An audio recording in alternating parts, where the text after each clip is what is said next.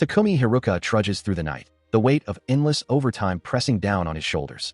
He checks his watch, noting with a weary sigh that another day has finally come to an end. The grueling pace of his job at an exploitative company has left him drained, and a sudden wave of dizziness washes over him as he struggles to keep his footing. Despite the exhaustion, he pushes forward toward his apartment building, his thoughts drifting to the small companion waiting for him. He recalls the night he found that little creature, a bright spot in his otherwise monotonous life.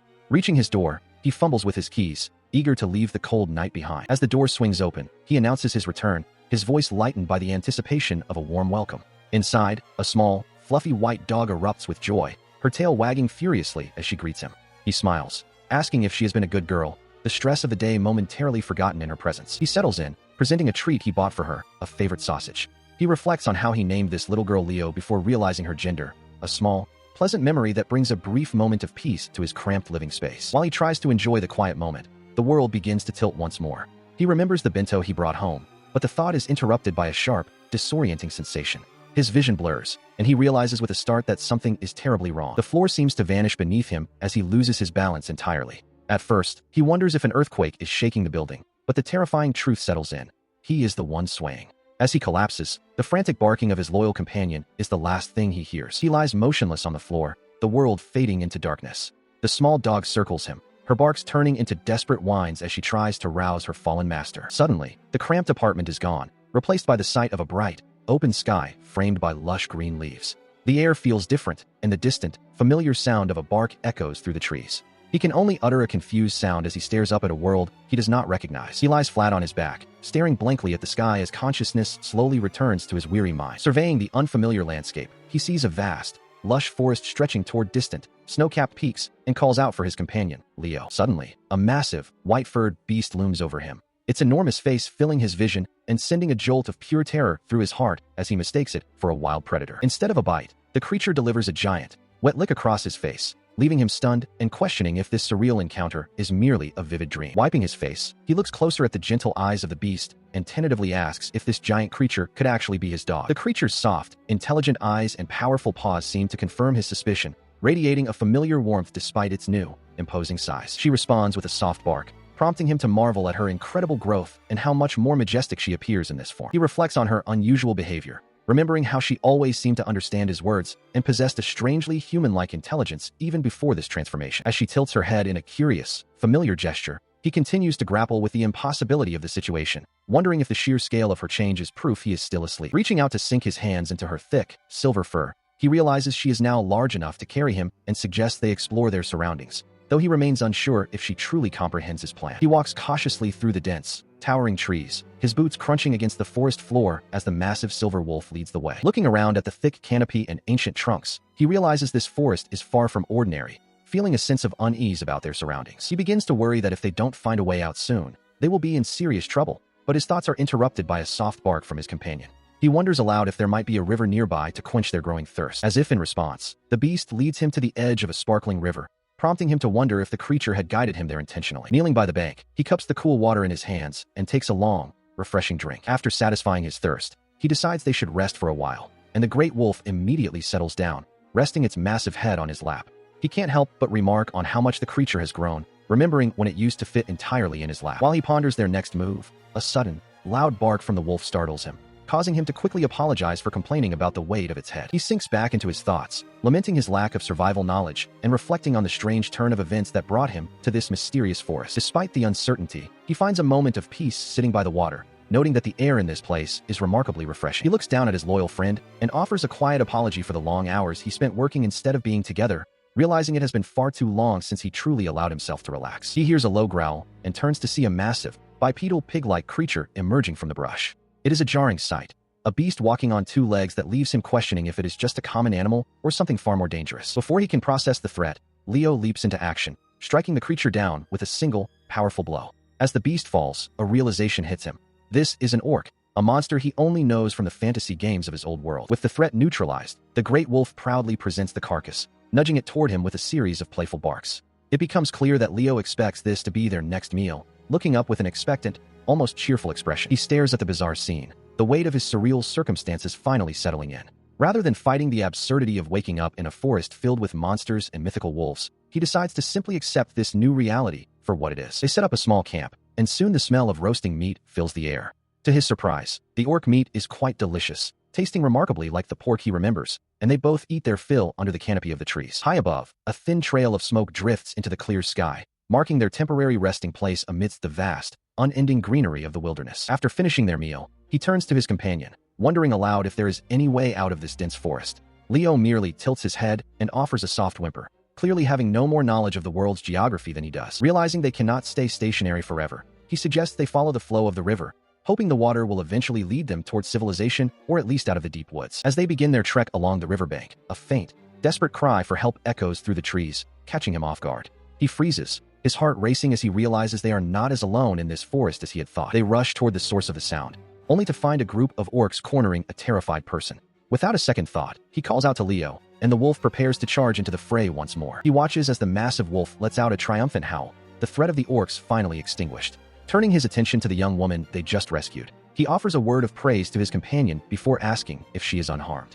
She looks up, still a bit shaken, and assures him that she is fine. As she stands, he finds himself momentarily breathless, struck by her ethereal beauty and the way the light catches her long, pale hair. Sensing his gaze, she tilts her head with a look of concern, asking if something is the matter. He quickly stammers an apology, trying to hide his sudden fluster while privately noting how enchanting she appears. The young woman offers her gratitude once more, her voice steadying as she asks if the legendary silver Fenrir is his familiar. This question leaves him utterly bewildered, as terms like monster and familiar feel foreign in this context. His confusion only deepens her shock, as she cannot fathom someone being unaware of the creatures that roam their world, while he silently compares this reality to the games he once played. She gestures toward the towering beast at his side, her eyes wide with disbelief that he could be so casual. He looks at his companion and asks for clarification on what exactly a silver Fenrir is, realizing there is a vast gap between his understanding and the lore of this land. Her excitement grows as she explains how incredible it is to see such a creature acting as a familiar, given their reputation. He tries to keep the conversation grounded, confirming that the silver Fenrir she speaks of is indeed his friend, Leo. She goes on to describe them as one of the most powerful species in existence, known for their fierce independence and refusal to obey any master. She continues her vivid description, detailing how these beings are said to move faster than the wind and possess the terrifying ability to spew fire. As she speaks of their razor-sharp claws and jaws that can crush anything, he listens intently, realizing the true scale of the power his companion possesses. To emphasize her point, she mentions that the creature's radiant silver fur is a universal symbol of strength, so revered that it serves as the emblem for the country's royal family. The weight of Leo's lineage becomes clear as he looks at the crest, understanding now why the girl is so astonished. He gently introduces his companion by name, telling the girl that this is Leo. With a warm smile, he explains that her status as a silver Fenrir doesn't change anything for him. Regardless of her species or power, she is simply his partner. Leo responds with a happy, fluffy nuzzle, clearly pleased by his words, while the girl watches them in stunned silence. The young woman finds the situation utterly impossible to grasp, her mind racing to reconcile his humble demeanor with the legendary beast at his side. He maintains that he is just an ordinary person, but his insistence only deepens her mystery, leaving her to wonder who this stranger truly is. Still skeptical, she asks if he might be a famous figure traveling in disguise, unable to believe that a normal guy could share such a close bond with a creature of myth. As they begin to walk through the woods together, she remains lost in thought, convinced there is much more to him than he is letting on. She remains skeptical, her gaze lingering on the young man as she politely requests his name. He responds with a humble smile, introducing himself as Takumi Haruka. Upon hearing the name, she searches her memory but finds no recognition, admitting that the name is entirely unfamiliar to her. He gestures to himself, pointing out that this lack of recognition proves he is truly just an ordinary person, not the legendary figure she suspected. He, having cleared up the misunderstanding about his own identity, realizes that the exchange has been one-sided. With a polite tilt of his head, he asks for her name in return, curious about the noblewoman he just rescued. The young woman offers a small, apologetic nod, conceding that his point is valid. Her initial shock begins to fade, replaced by a more composed demeanor as she prepares to properly introduce herself. With a graceful curtsy, she formally introduces herself as Clare Rupert. She expresses her profound gratitude once more, thanking him deeply for his intervention when her life was in peril. Struck by her radiant presence, he listens as she introduces herself as Clare. She expresses her sincere gratitude for his intervention during the recent danger, though a brief mention of a name, Rupert, leaves him momentarily puzzled. Following their introductions, he explains that his presence in the woods is due to his search for medicinal herbs. She, in turn,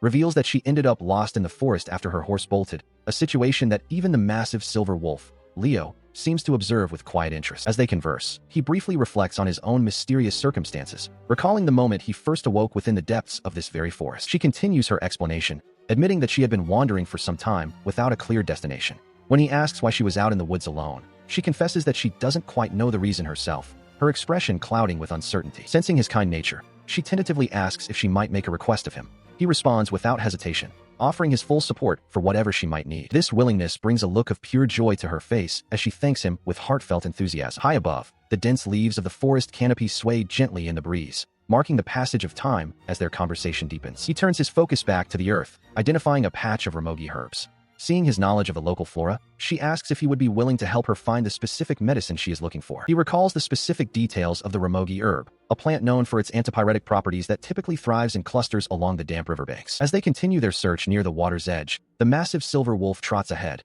his barks echoing through the trees as he signals that he has yet to find a trace of the medicine. The physical toll of the trek finally catches up to the young man, and he sinks to the ground to catch his breath, suggesting to his companion that they pause for a moment of rest. During their brief respite, his eyes catch a glimpse of a familiar shape among the foliage, and he calls out to the young noblewoman with a sudden surge of hope, realizing he has finally located the elusive plant. She leans in close to inspect the find, her eyes widening in recognition as she confirms that this is indeed the herb they have been searching for. Overwhelmed with relief, she beams a radiant smile at him, expressing her deep gratitude for his help in securing the vital medicine. With careful movements, he harvests the stalks of the ramogi, securing the precious cargo for their journey back. While she continues to thank him, the silver beast lets out a sharp bark, drawing their attention as she mentions that her horses fled after an encounter with orcs. Sensing their fatigue and the distance yet to travel, the great wolf lowers himself to the ground, offering his broad back as a means of transport, much to the surprise of the two travelers. Accepting the offer, they climb onto the majestic creature's back, and with a confident howl, he sets off through the forest, seemingly knowing exactly where their destination lies. He gallops across the vast, rolling hills, his powerful strides eating up the distance as Takumi and Clare cling to his silver fur. The horizon stretches out endlessly, devoid of any familiar landmarks or signs of civilization. A dirt path winds through the grassy terrain, the only indication that others have traveled this way before. Observing the unfamiliar surroundings, Takumi begins to question the very nature of his reality, the sheer scale of the land leaving him in awe. He considers the impossible truth. If this isn't a dream, then he has somehow crossed into an entirely different world. As a large structure comes into view, Clare leans forward and instructs the great beast to halt before the looming gates. With a final, resonant bark, he slows his pace, bringing them to their destination. The armed guards stand at attention, their faces pale with terror as they witness the massive creature approaching. Their fear is only quelled when the young noblewoman commands them to stand down, identifying herself to the startled sentries. She turns to Takumi, reminding him that they are guests and must maintain proper decorum. While the guards continue to tremble at the sight of the monster, the young man carefully dismounts, preparing to enter the estate. The heavy iron gates groan as they are pulled open, granting them passage into the inner sanctum of the noble grounds. Before them stands a magnificent mansion, a sprawling architectural marvel of stone and towers. The sight leaves the visitor breathless, finally grasping the true, highborn status of Clare's family. He looked up, a bead of sweat rolling down his temple as he found himself completely overwhelmed. In a moment of sheer fluster, he stammered out a submissive response, even mimicking a bark as if to signal his total compliance. The young man stands beside his massive, silver-furred companion, the quiet of the forest surrounding them as they prepare for what comes next. Suddenly, the silence is broken by a frantic cry as the household butler rushes forward, his face etched with relief at seeing his lady unharmed. He quickly reports that young Tirula has been bedridden with a high fever since that morning, explaining the urgency of their situation. She explains the peril she faced, recounting how an orc attacked her in the woods and how she was only saved by the timely intervention of the stranger. The butler, Rupert, bows deeply in gratitude, but the young man quickly demurs, insisting that the true credit belongs to the great white wolf at his side. The butler turns his gaze toward the beast, his eyes widening as the realization of the creature's true nature begins to dawn on him. He confirms with awe that the creature is indeed a silver Fenrir, a legendary symbol of their nation, and expresses disbelief that such a being would serve as a familiar. The young man clarifies their bond, explaining that they are not merely master and servant, but partners who have looked out for each other for years. The lady adds to the story, noting that while these creatures are known for their fierce family loyalty, she had originally found this one abandoned in a box as a cub, mistaking her for a common Maltese dog. The young man listens, his expression softening as he recalls their shared past. Watching the interaction, the butler remains silent, his mind racing with questions about the true identity and origin of this mysterious guest who commands the respect of a mythical beast. The group stands together for a moment, the weight of the situation and the strange new alliance hanging in the air. Breaking the tension, the lady urgently informs Rupert that their guest has discovered wood within the forest, a rare find that could be the key to curing Tirula's fever. The butler is stunned, knowing how difficult such a herb is to locate. Recognizing the hope this brings, he formally invites the young man inside, requesting that he follow him immediately. The lady echoes the sentiment, urging them to bring the guest and his medicine to the sick room without delay. He takes a tentative step forward, the soft padding of his companion's paws echoing his own movement as they cross the threshold into the unknown. Rupert, standing tall as the head of the household staff, offers a formal greeting on behalf of all the servants, while the young man finds himself momentarily breathless, never having set foot in such an opulent residence. Clare, sensing his hesitation, gently prompts him to proceed, asking if they should head inside. As they enter the grand foyer, they are met with a sight of disciplined elegance. 2 long rows of maids bow in perfect unison, their voices rising in a collective, respectful welcome home for their lady. The sheer scale of the reception leaves him wide-eyed and speechless, the reality of Clare's noble standing finally sinking in as he stares at the grandeur before him. Stepping further into the hall, Clare formally introduces her benefactors to the assembled staff, commanding that they be treated with the utmost respect for their aid. Among the group, 2 maids step forward to introduce themselves, Gelda, composed and professional, and Layla, who offers a more spirited greeting despite her clear nerves, promising to assist the guests with anything they might need. While he takes in the soaring architecture of the entrance hall, his gaze lingers on Layla, noting the slight tremor of anxiety in her posture as she tries to maintain her professional mask. He realizes that it isn't just the staff that is impressive, but the very walls of the mansion itself. Looking upward at the intricate details of the ceiling, he is once again struck by the sheer magnificence of the estate, a world far removed from anything he has ever known. Clare then turns to her staff, entrusting Layla and Gelda with the care of her guests while she hurries off to attend to her ailing younger sister, Tirula. He nods in understanding, recognizing the urgency in her voice as she departs. Watching her figure disappear up the grand staircase, he reflects on her character, moved by the genuine kindness and concern she shows for her family despite her high status. The 2 maids then begin to lead him toward the guest quarters, though he pauses to ask if the massive silver Fenrir is truly permitted to roam the halls of such a refined home. They reassure him, beckoning for him to follow them to the guest room. He follows the 2 maids up the grand staircase, Leo trotting faithfully by his side. Gelda assures him that the guest quarters are more than spacious enough to accommodate both a man and a massive Fenrir, while Leo offers a short, affirmative bark as they reach the landing. They are ushered into a lavishly appointed drawing room, where sunlight streams through tall windows onto plush furniture and a cold fireplace. The maids invite them to make themselves at home while they prepare refreshments. As he settles onto the soft cushions, the women inquire about their preferences for drink, specifically asking what the esteemed Leo might require. He politely suggests water or milk, privately musing on his own tendency to avoid making demands, before the pair bows and departs to fulfill the request. Left alone in the quiet room, he rests a hand on the Fenrir's thick, white coat. Seeing the great beast so at ease in these unfamiliar surroundings provides a profound sense of security, convincing him that they are truly safe here. His fingers sink into the soft fur as he contemplates the surreal nature of his current circumstances. The transition from his previous life to rescuing a noblewoman and being treated as an honored guest in a palace feels almost like a vivid dream. A sudden, playful bark from his companion breaks his reverie. He looks up at the massive creature, struck by the incredible growth Leo has undergone since they first met, a living testament to the reality of their journey. The silence is soon broken by the return of the attendants, who carry a steaming tea service for the guest and a large, ornate basin for the wolf. He gently reminds his companion to show proper gratitude for the staff's hard work. As the younger maid, Layla, tentatively approaches to set down the water, the Fenrir lets out an enthusiastic greeting. The sudden sound catches her off guard, causing her to recoil with a startled cry of alarm. He immediately offers an apology for the outburst, reassuring the trembling woman that the beast is gentle and poses no threat to people. Across the room, Gelda bows deeply, expressing her own regret for her colleague's lack of composure. The senior maid sternly reminds her partner of the decorum expected in the presence of guests, though Layla quickly clarifies that she isn't angry, merely overwhelmed by the creature's sheer presence. Gelda softens slightly, observing that for a beast of such stature, his voice is remarkably delicate and pleasant. She watches as the young man laughs, his amusement filling the room while the massive wolf remains calm and composed. The tension from earlier seems to have dissipated, replaced by a lighthearted atmosphere. He continues the lighthearted mood by comparing the majestic beast to the other maid, calling her a cute girl, just like Gelda. The silver Fenrir seems to radiate a soft, pleased energy at the comparison, its eyes sparkling with a strange intelligence. The young maid, Layla, is visibly flustered by the unexpected compliment, her face flushing as she stammers a response. While the others look on with amusement, she bows deeply, overwhelmed by the polite words of their guest and the realization that even the great beast is being treated with such affection. As the flustered maid regains her composure, Clare approaches the group, her presence bringing a sense of grace to the room. Takumi immediately inquires about her sister's condition, his concern evident as tea is poured into delicate porcelain cups. She offers a warm, reassuring smile, explaining that the medicinal herbs he provided are already being prepared into a remedy.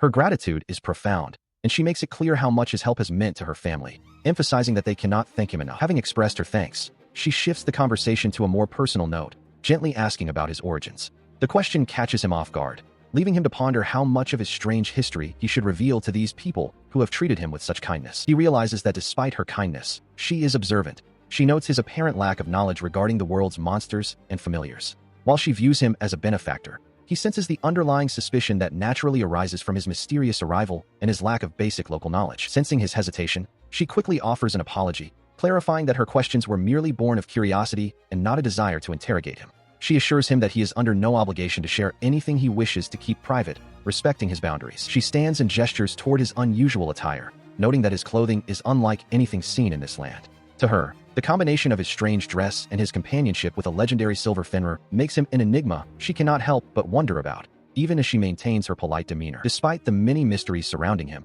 she pledges her trust, promising to believe his story no matter how incredible it might seem. The sight of the once fearsome beast acting so tamely by his side is all the proof of his character she needs to offer him her full support. She had just offered her unwavering trust, and in response, the household staff bowed their heads in gratitude toward the young man.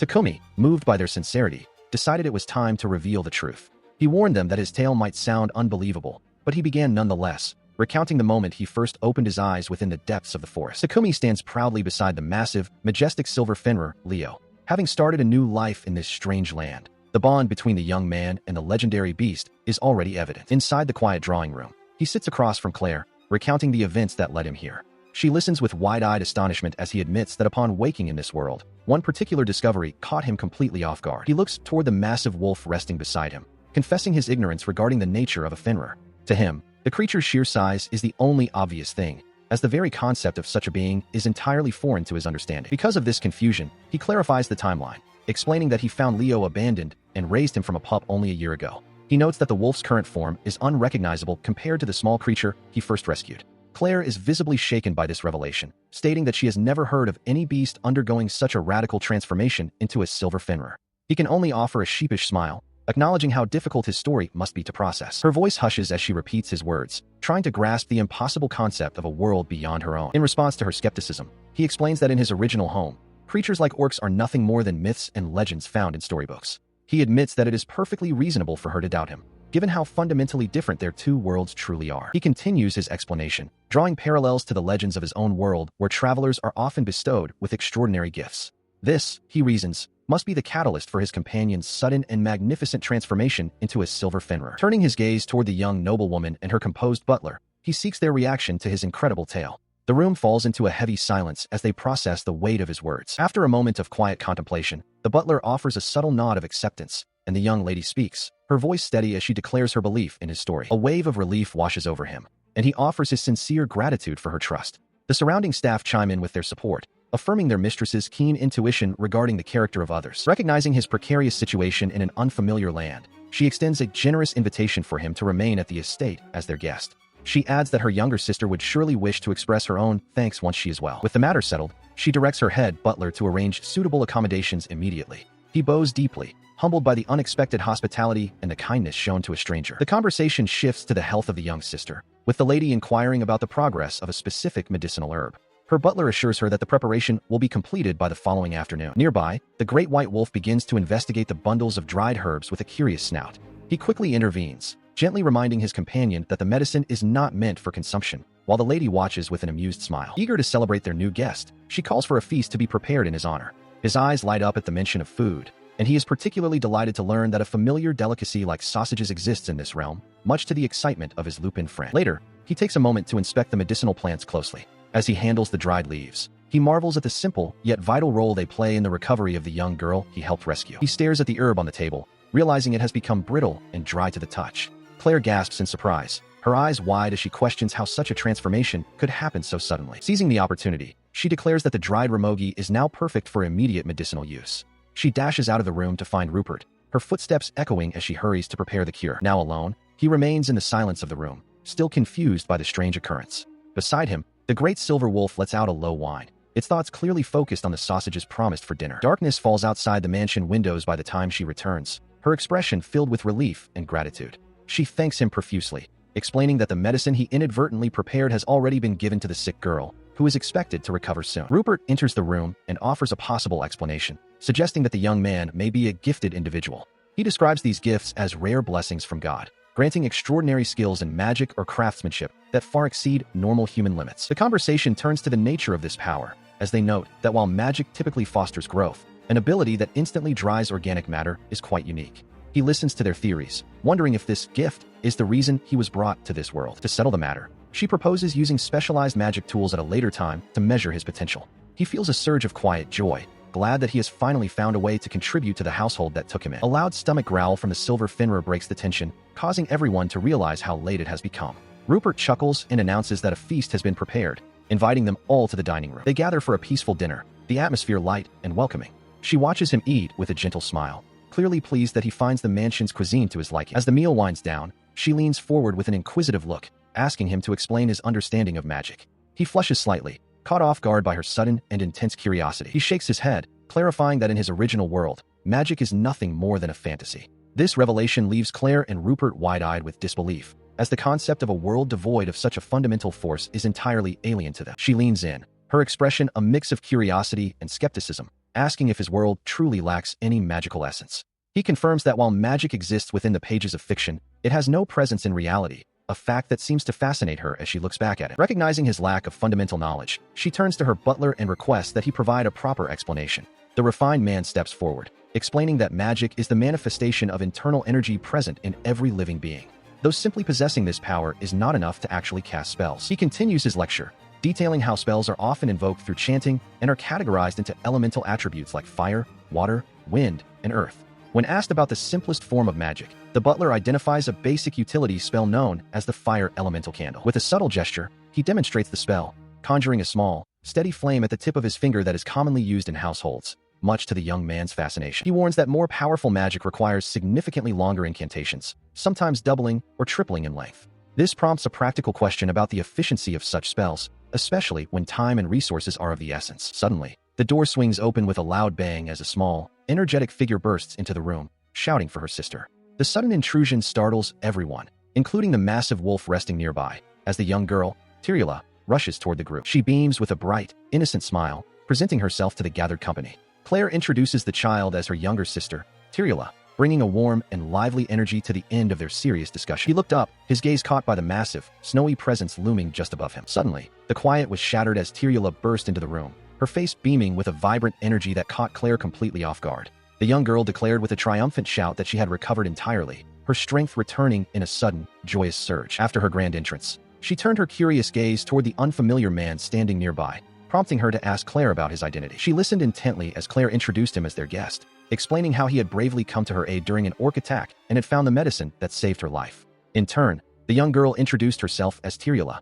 and he reciprocated, inviting her to simply call him Takumi. Watching the exchange, he noted how remarkable it was to see her so energetic after such a serious illness, though the girl herself seemed slightly disappointed to be sent back to bed so soon by Clare's gentle but firm insistence. He noticed a soft, knowing smile play on Clare's lips as she watched the spirited child, but the peaceful moment was punctuated by a sudden, deep bark that echoed through the hall. The sound startled the young girl, who looked up to see the magnificent white beast standing before her. Clare quickly reassured her, identifying the creature as Leo, a silver Fenrir and her loyal companion, a fact that left the child wide-eyed with wonder. She let out a surprised squeal as the massive wolf leaned down to playfully lick her face.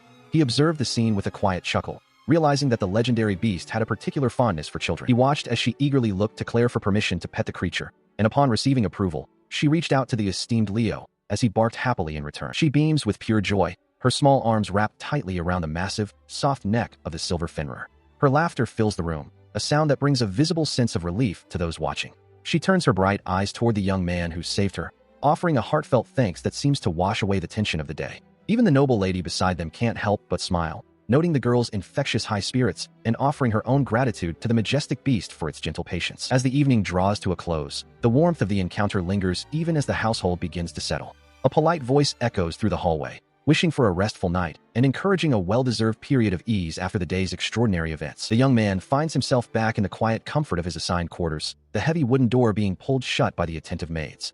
They offer a final, respectful farewell for the night, leaving him alone with the silent, towering presence of the silver Fenrir, who seems content to share this sanctuary. He collapses onto the soft mattress with a heavy sigh, the physical and emotional weight of the day finally catching up to him. Beside the bed, the great wolf has already succumbed to exhaustion, its breathing deep and rhythmic. Staring up at the ceiling, the young man reflects on the whirlwind of impossible events he has navigated since his arrival, the reality of his situation finally beginning to sink in. Sprawled out and staring into the dim light, he acknowledges the undeniable truth. This is no fleeting dream.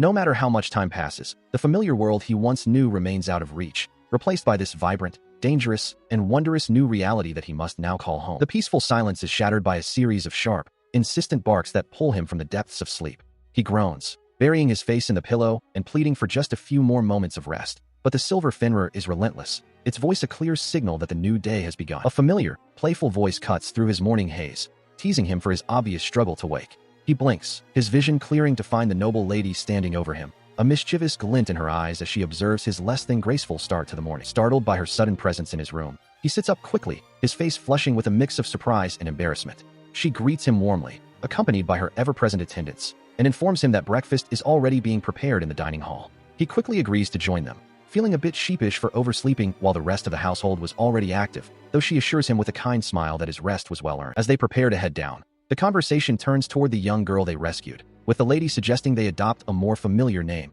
Turla, to reflect their growing bond. The young man readily agrees, noting how much the girl seems to have taken a liking to her. With the plan for the morning set and the atmosphere light and hopeful, they make their way toward the dining room, ready to face whatever challenges this new day in a strange land might bring. He stood in the quiet of his room, a sudden realization striking him as he looked at his reflection. While the scent of his clothes was still acceptable, he lacked any fresh attire, and the stubble on his chin was a reminder of his lack of grooming tools. Leo barked, as if sensing his predicament. Realizing the time, he hurried toward the door, deciding that Rupert would be the best person to consult about his lack of a razor and fresh garments. Upon entering the dining hall, he offered a sheepish apology for his tardiness. Rupert and the staff greeted him warmly, their presence a comforting constant in this new reality. The group gathered around a lavishly set table, the air filled with the aroma of a hearty breakfast. With a collective word of thanks, they began their meal, Leo watching over them with his usual calm dignity. As he ate, a lingering concern clouded his expression, which did not escape Rupert's keen eyes. The butler leaned in, inquiring if something was troubling him, prompting him to finally voice his needs. He explained his situation, requesting a new set of clothes and the means to shave. Rupert was quick to apologize for the oversight, assuring him that everything would be prepared and delivered to his quarters shortly. Nearby, young Turla finished her meal and turned to Clare, her eyes bright with the prospect of playing with the great silver wool. He watched as the girl hopped down from her seat, Leo letting out a supportive bark that echoed through the room. Seeking confirmation, he asked Clare if it was safe for the child and the beast to play together in the backyard. Clare gave her blessing with a smile, sending Turla into a fit of joyful cheers. With the morning's plans settled, he asked Clare to look after Leo for a short while so he could return to his room and attend to his grooming once the supplies arrived. He was led to a quiet, sunlit corridor within the mansion, where the silence of the morning still lingered. He was soon visited by Layla, who brought a fresh set of garments and welcomed him back, explaining he could change at his convenience. She also provided a straight razor before departing, offering her assistance should he need it. He looked at the tool, realizing the challenge of grooming in this new world. The task proved difficult for someone unaccustomed to such a blade, and he felt a sharp sting as the edge nicked his chin. It smarted when he washed his face afterward, but he considered the minor cut a fair trade for a clean appearance. He eventually emerged to find Clare gasping in surprise, barely recognizing him, while Leo barked with excitement. He expressed his gratitude to Rupert for the well-fitting clothes, feeling much more at ease as Clare praised his new look. They began to walk through the estate grounds together, noting how Turla's spirits had significantly improved. The butler reminisced about the panic they felt when the girl first ran toward the forest, noting Clare's swift reaction. She then turned to the young man with a firm but gentle warning, insisting he avoid causing further worry, a request he solemnly accepted. She stood quietly as the butler, Rupert, offered a gentle critique to Takumi, suggesting that the young man should have been firmer in his reprimand of her. Takumi, however, merely laughed the suggestion off, feeling that the situation didn't warrant such severity. As the conversation continued, he looked at her and casually remarked that he found her quite charming just as she was. The unexpected compliment struck her like a physical blow, leaving her wide-eyed and her cheeks flushed with a sudden, intense heat. Noticing her stunned silence, he leaned in with concern to ask if she was all right, prompting her to stammer out a flustered assurance that she was perfectly fine, even as her heart raced with the realization of what he had said. Sebastian stands before the grand estate, bowing deeply as the group prepares to depart. He offers a final, respectful farewell, wishing the young lady and her guest a safe journey. As the carriage begins its rhythmic trot toward the town, the young man expresses his concern about the hospitality he's receiving, wondering if such a grand trip is truly necessary. The noblewoman quickly dismisses his worries with a gentle smile, insisting that he shouldn't fret over the expense. Overwhelmed by her kindness, he bows his head in sincere gratitude. Settling into the plush interior of the moving carriage, he shifts the conversation toward the mysterious gifts they had discussed previously. Beside him, the massive white wolf remains alert, its intelligent eyes watching the passing scenery as the topic of magical potential is broached. While the carriage continues its steady pace along the road, he asks if it might be possible to investigate the nature of his own gift once they reach the city. Hearing this, the noblewoman agrees, and the butler confirms that after they have finished their necessary shopping, they will make inquiries regarding the presence of any latent magical abilities. The young man nods, relieved to have a plan in place. The conversation deepens as the butler explains the complexities of gifts, noting that they manifest in countless ways and that the reasons behind their appearance remain a mystery to many. He elaborates that while some are born with their powers fully realized, others may take years or even decades to awaken them, making research into the phenomenon quite difficult. Listening intently, the young man closes his eyes, absorbing the weight of this information. The noblewoman adds a final thought, reminding him that regardless of the gift itself, the most important thing is how one chooses to wield that power. He approaches the walled city of Lactose, a bustling hub nestled within protective stone walls that rise high above the surrounding plains. As the carriage comes to a halt at the gates, Sebastian instructs the group to wait while he sees to the horses, leaving the massive white wolf to draw curious and slightly nervous glances from the local attendants. Stepping into the streets, he is immediately struck by the sheer scale and energy of the urban environment, a stark contrast to the quiet woods he recently left behind. Clare notices his wonder and asks for his first impressions of the city, to which he admits that the constant flow of people is quite overwhelming compared to what he is used to. She explains that although Lactose is not the largest city, its position as a vital waypoint to the royal capital ensures it is always teeming with life and commerce. Their conversation turns to the geography of the region, and he realizes with a start that the dense woods surrounding the city are the very same ones where his journey began. Clare elaborates on the local dangers, noting that the forests to the south and west, as well as the northern mountains, are infested with monsters, making the city a necessary sanctuary for travelers. Once Sebastian rejoins them, the group makes their way toward the central market, where the narrow streets are packed shoulder to shoulder with merchants and shoppers. The butler mentions that they will be sourcing fresh ingredients for the estate's kitchen here, a prospect that clearly piques the interest of the Great Wolf. He has to quickly intervene when the hungry beast begins eyeing a row of cured meats hanging from a nearby stall, reminding his companion to maintain some decorum in the public square. He walks alongside his companions as Clare notes Leo's obvious fondness for sausages, promising the Great Wolf a feast later that evening. Leo lets out a satisfied huff, clearly pleased by the prospect of a hearty meal. As they continue their stroll through the city, Sebastian gestures toward a building just ahead, noting that a reputable tailor shop is located just past the street and suggesting they stop to browse for new attire. Upon entering the establishment, they are warmly greeted by the shopkeeper, Halton, who bows respectfully to Clare.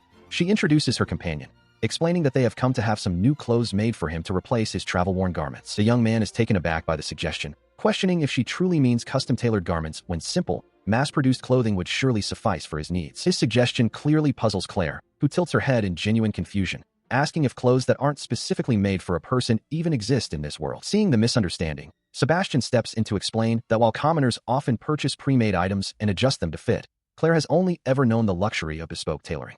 The realization of her sheltered, noble life hits the young traveler with a wave of surprise, as he realizes she has never even seen a ready-to-wear garment. Despite the cultural gap, he politely asks to see the ready-made selection first, and the shopkeeper leads the group deeper into the store to view the available stock. While browsing the racks, he worries about the potential cost, even if Clare is the one paying. However, she remains insistent, urging him to have at least one piece properly tailored to his frame to ensure a perfect fit. The shopkeeper informs them that the custom work will require several days to complete, and the young man agrees to return for the final fitting once the garments are ready, thanking the man for his assistance. Stepping back out into the bustling street, the group leaves a very satisfied shopkeeper behind as they decide their next stop should be a shop for household sundries and small items for their living quarters. He and his companions find themselves suddenly surrounded by a group of unsavory men in a narrow alley. The ruffians, sensing an easy mark, demand their coin, sneering at the group's fine appearance and suggesting that they must be carrying a fortune. They laugh mockingly, noting the numerical advantage of 6 against 2, and dismissively wonder what kind of world they think they're living in.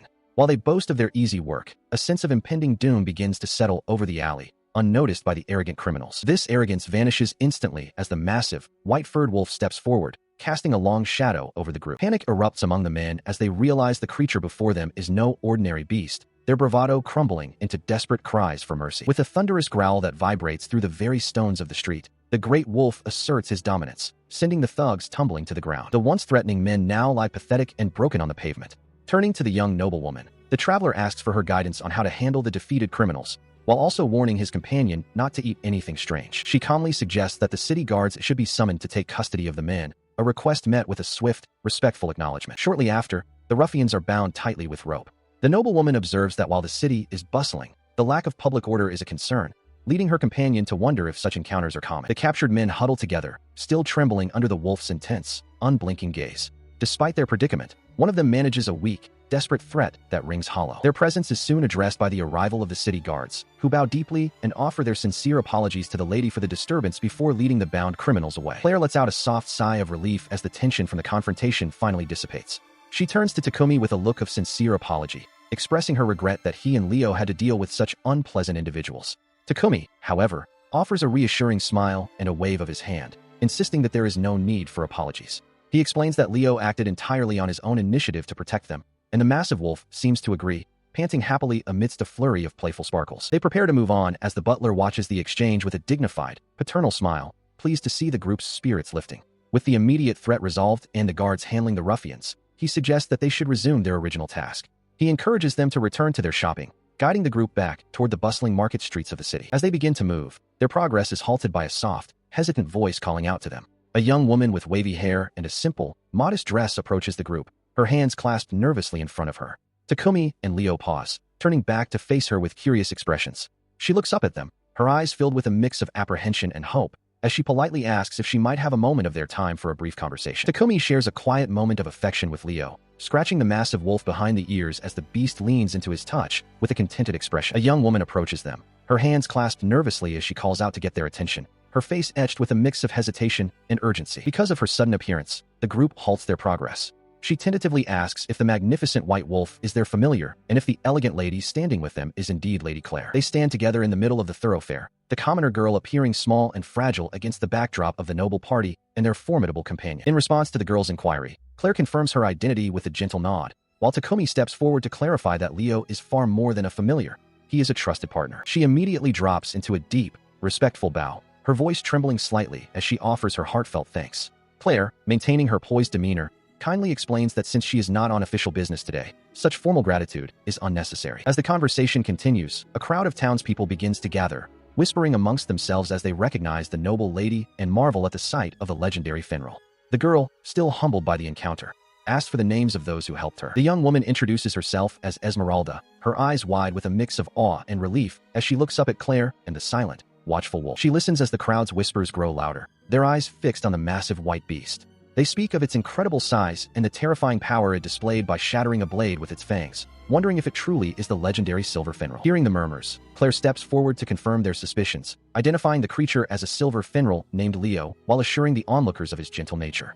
Takumi notices the girl's lingering hesitation and gently encourages her to set aside her fear. She stares in disbelief, struggling to reconcile the image of the world's most formidable monster with the calm creature before her. To demonstrate his control, Takumi issues a quiet command for the beast to lie down. He responds instantly, settling his massive frame onto the cobblestones with a soft, obedient huff. The sudden movement causes the girl to flinch, her eyes wide with a mix of awe and lingering trepidation. Seeing her reaction, the young man explains that the wolf has spent his time in the city without causing a single disturbance, offering his peaceful conduct as living proof of his temperament. Sebastian adds to the sentiment, pointing out that even the city guards were so convinced by the creature's docility that they departed without a word of protest. He then extends a hand, inviting the girl to step closer and experience the wolf's gentleness for herself. Though she wavers for a moment, she eventually finds the courage to accept. As she nears the resting beast, she admits that his presence is far more serene than she ever could have imagined. She reaches out, her fingers sinking into the thick, snowy fur, and a look of pure wonder washes over her face. The incredible softness is unlike anything she expected from such a powerful creature. Watching the interaction,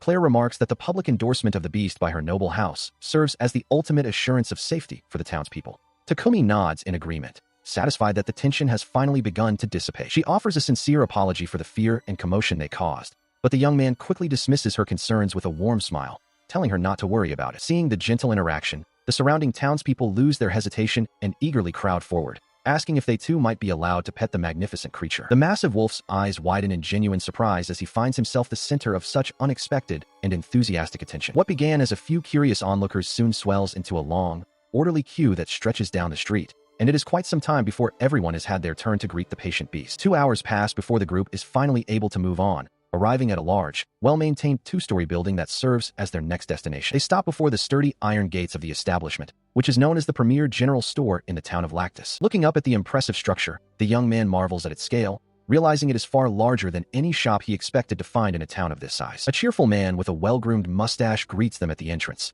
bowing respectfully as he welcomes the noble lady to his place of business. The proprietor introduces himself as Hain and, after being introduced to the young man by the lady, warmly invites the entire party to step inside and make themselves at home. The interior is a treasure trove of merchandise, with shelves packed with jars and supplies, while the walls and floor displays showcase a formidable array of finely crafted swords, shields, and daggers. Takumi browses the shop's wares, his eyes landing on a row of pocket watches. He leans in closer, a look of confusion crossing his face as he realizes that every single timepiece is missing its minute and second hands. He turns to Clare to ask about the strange design, and she explains that in this world, time isn't measured in such small increments. The very concepts of minutes and seconds are entirely foreign to them, as they simply do not track time with that level of precision. Examining a clock face more closely, he sees it is marked with 14 digits. He deduces that a full day must consist of 28 hours, requiring the hour hand to complete 2 full rotations to mark the passage of a single day. This revelation leaves him deep in thought, questioning whether the planet's rotation is fundamentally slower than his home world's, or if the inhabitants simply chose a different mathematical approach to tracking the passage of time. He wonders if an hour here even represents the same duration he is used to. His contemplation is interrupted by Hain, who approaches with a warm, knowing smile, sensing the young man's curiosity about the merchandise. Addressing the shopkeeper, he points out a pocket watch and a sturdy table clock, mentioning his desire for both. Clare graciously intervenes, insisting on purchasing the pair for him as a gesture of thanks, despite his initial hesitation. As the transaction is settled, Sebastian inquires if there are any other necessities they should acquire before departing. He responds that he would like to take a few more moments to browse the shelves, feeling there might be more to discover. The butler follows him, asking if anything else has caught his eye. He admits there are a few items he finds appealing, though they aren't strictly essential for their journey, and he hesitates to ask for more. He gestures toward two delicate accessories, noting how well they would suit Clare and Tellura. When Sebastian realizes he intends them as gifts, the young man sheepishly confesses that he lacks the funds to pay for such luxuries himself. The elder man simply smiles, telling him not to worry about the cost. He explains that they will use the reward money granted for rescuing Clare to cover the purchase, leaving the young man wide-eyed with surprise at the unexpected windfall. He gestures with a practiced grace, explaining that the day's purchases were always intended to be covered by the reward money provided for the rescue. The revelation leaves the young man speechless, his eyes wide with disbelief as the butler offers a warm, reassuring smile, confirming that the funds are rightfully his to use. Despite the generosity, a sense of unease settles over him. He feels it is wrong to accept such a sum when it was his companion, the great wolf, who performed the rescue.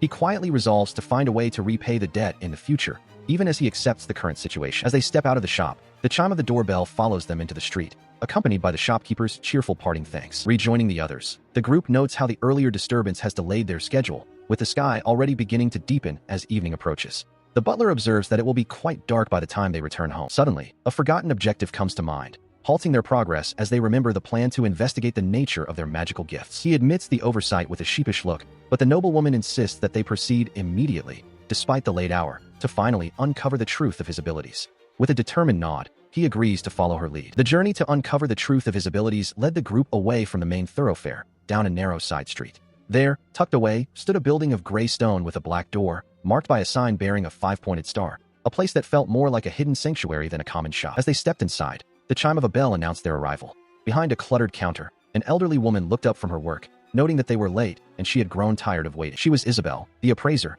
and she greeted them with a knowing look. Clare offered a polite apology, explaining that they had been delayed, while Sebastian stood dutifully by her side. The appraiser's sharp eyes then turned toward the young man, questioning if he was the one seeking a magic power appraisal. He recalled Clare mentioning that such a test could reveal the nature of one's gift. Isabel then gestured toward a large crystal ball resting on the counter, instructing him to place his hand upon it.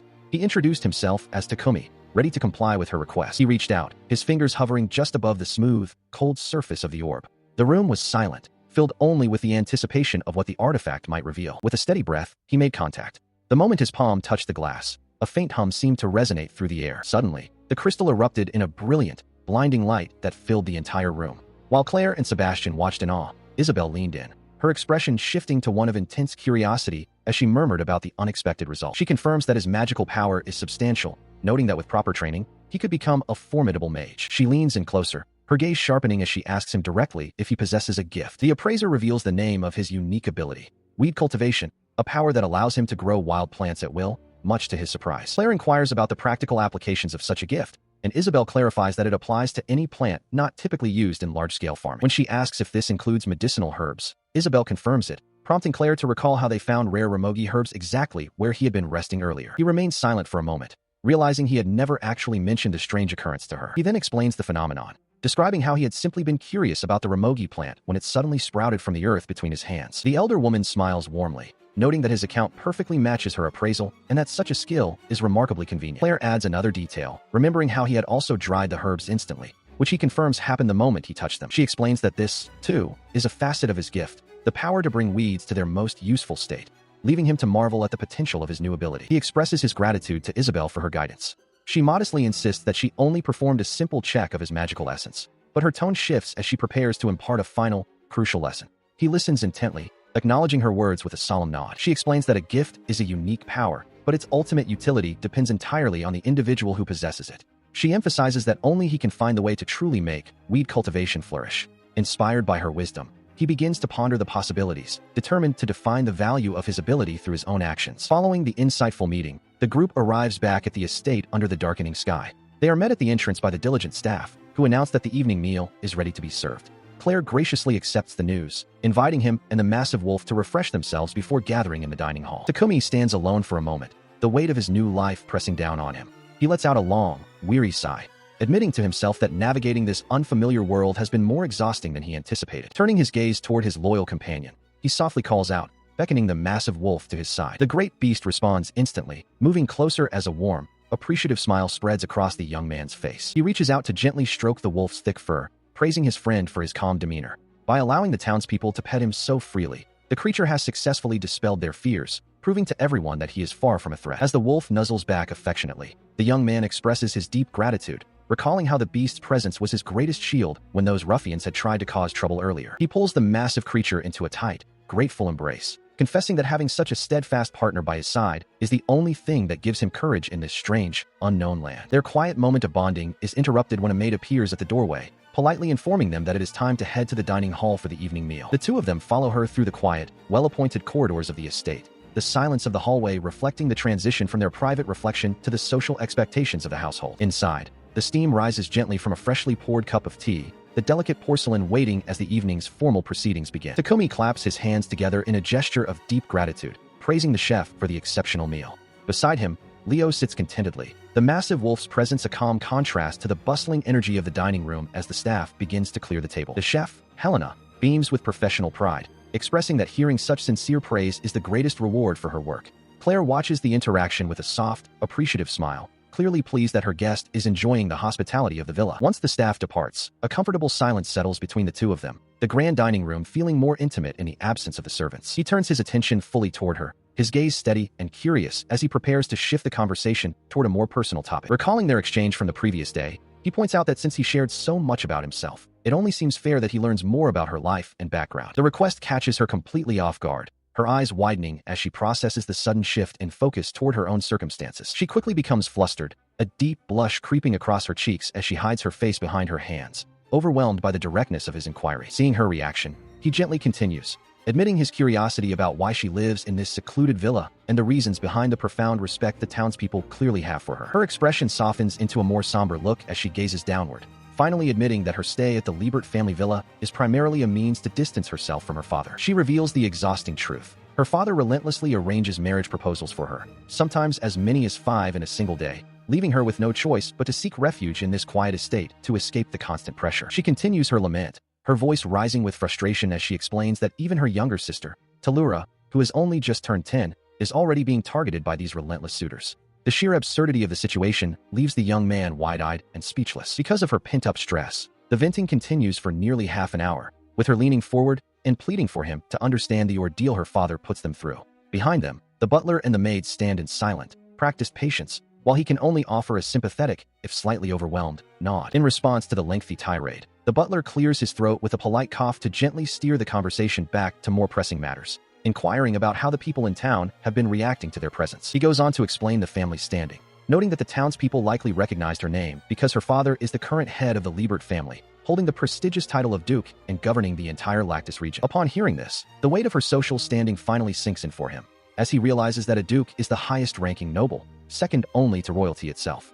Overcome with sudden formality, he begins to stammer an apology for his previous lack of etiquette, but she quickly cuts him off. She offers a warm, reassuring smile, insisting that he should continue to treat her exactly as he has been, regardless of her family's title. Seeing her resolve, the butler adds his support, suggesting that if his mistress is comfortable with their current dynamic, then there is no reason for him to change his behavior. He then reveals a startling truth. As the master of a silver Fenrir, he is actually considered to be of even higher status than a duke in the eyes of the kingdom. This revelation leaves the young man completely floored, his mind racing to process the implications. To illustrate the point, the butler presents a small, ornate box bearing a crest, explaining that while the royal family's emblem is modeled after the silver Fenrir, the Liebert family's crest adds fangs and claws to that same image. The comparison is clear. The royal crest serves as a symbol of the nation's strength, while the Liebert crest represents the power to overcome any obstacle, further cementing the deep connection between their lineage and the legendary beast. Clare details the Liebert family's origins, explaining that their status as dukes was granted after a silver Fenrir aided them in a great war.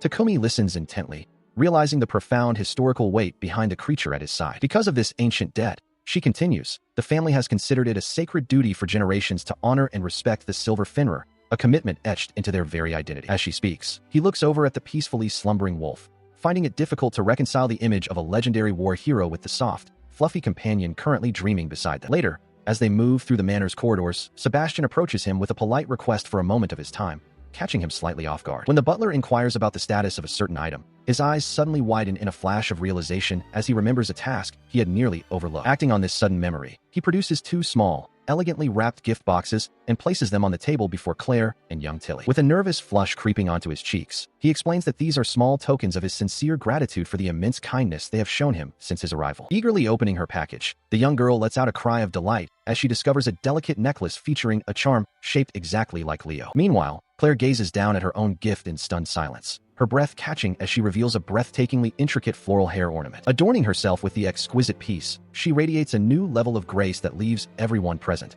including a watchful Sebastian and a content Leo, in a state of quiet admiration. Takumi stands in the sun-drenched courtyard of the estate, a thick tome cradled in his arms. He muses over the variety of medicinal herbs described within, his mind already racing with the possibility of cultivating them himself. This ambition had taken root about 30 minutes prior.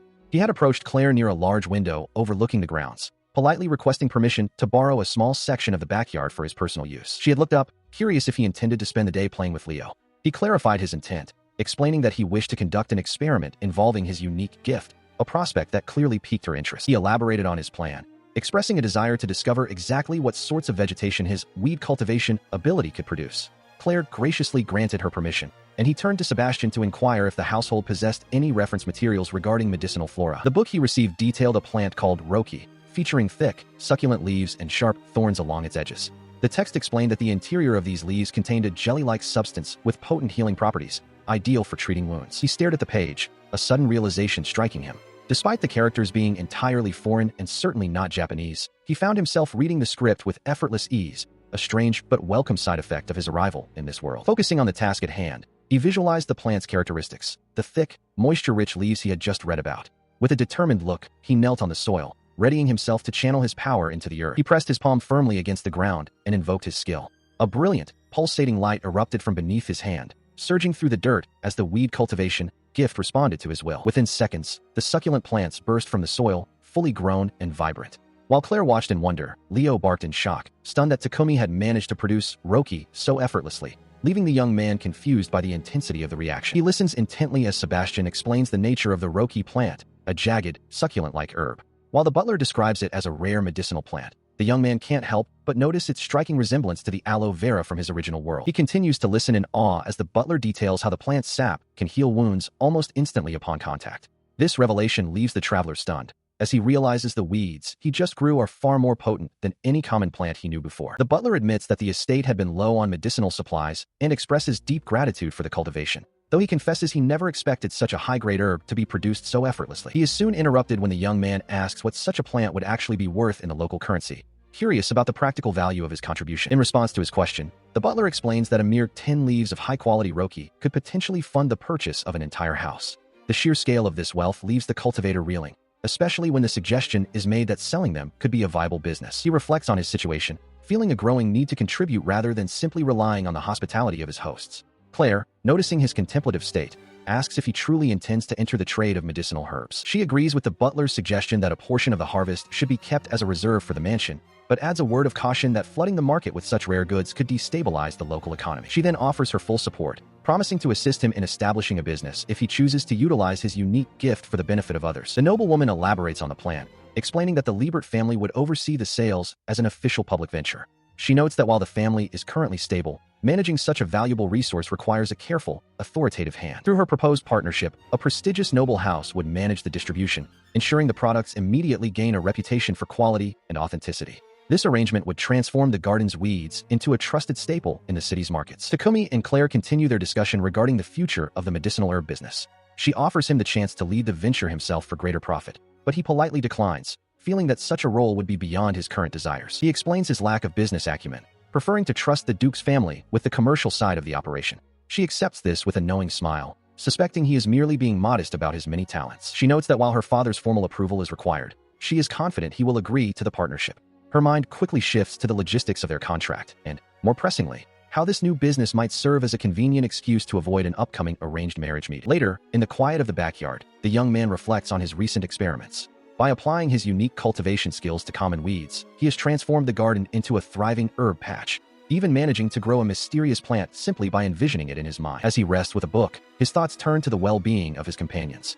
Seeing how much energy Leo and Tilly expend while playing, he considers whether he might cultivate a plant specifically designed to soothe exhaustion, though he decides to set the idea aside for a midday meal. Nearby, the massive wolf devours his food with unbridled enthusiasm. Watching the messy display, his companion warns him that a thorough washing will be necessary once the meal is finished. He informs Clare of his intent to bathe the great beast, receiving a polite farewell as he leads the messy wolf away. The creature's face is covered in remnants of his feast, much to the amusement of those watching. The sound of rhythmic dripping echoes through the stone chamber as the bath begins to fill. Despite his size and power, the wolf sits in the steaming water with a look of profound betrayal. His friend remains firm, explaining that regular hygiene is a non-negotiable part of their new life at the estate. He begins the arduous task of scrubbing the thick white fur, warning the wolf before pouring a fresh bucket of water. The wolf responds with a series of disgruntled splashes, turning the bath into a chaotic scene of suds and spray. He continues the arduous task of scrubbing the massive wolf, noting that the grime from their forest travels had settled deep into the thick fur. Moving to the face, he gently wipes away the remnants of the meat sauce, teasing the beast that such a handsome face shouldn't be left in such a state. Once the rinsing is complete, the great wolf shakes vigorously, sending a spray of water over his companion, who can only laugh at the sudden drenching. Stepping out and wrapping himself in a towel, he calls for Lyra, requesting her assistance in thoroughly drying the massive creature. Finally alone in the steaming water, he sinks back with a contented sigh, feeling the tension leave his muscles after the day's exertions. He muses that while bathing such a large companion is certainly a workout, the satisfaction of seeing the beast clean and the luxury of a spacious bath make it all worthwhile. Later, as they emerge into the hallway, they are greeted by Clare and Lyra. The maid immediately notices the transformation, marveling at the wolf's pristine condition. She can't help but bury her face in the soft, clean fur, exclaiming at its incredible fluffiness, while Clare observes that the silver coat shines even more brilliantly than before. The wolf stands with a newfound dignity, his coat gleaming as if reflecting the legends of the noble silver Fenrir that are whispered in old tales. He agrees with the sentiment, looking at his companion with pride and acknowledging that the effort was well spent to restore the wolf's natural splendor. He listens intently as Clare brings up the forest where they first crossed paths.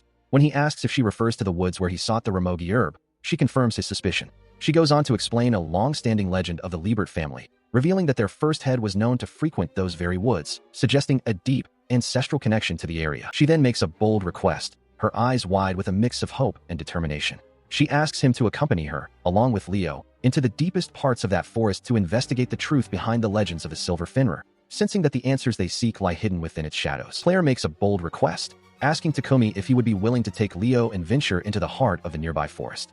He is caught off guard by the sudden proposal, his eyes widening in surprise as he tries to process the gravity of the task. This suggestion sends a shockwave through the room.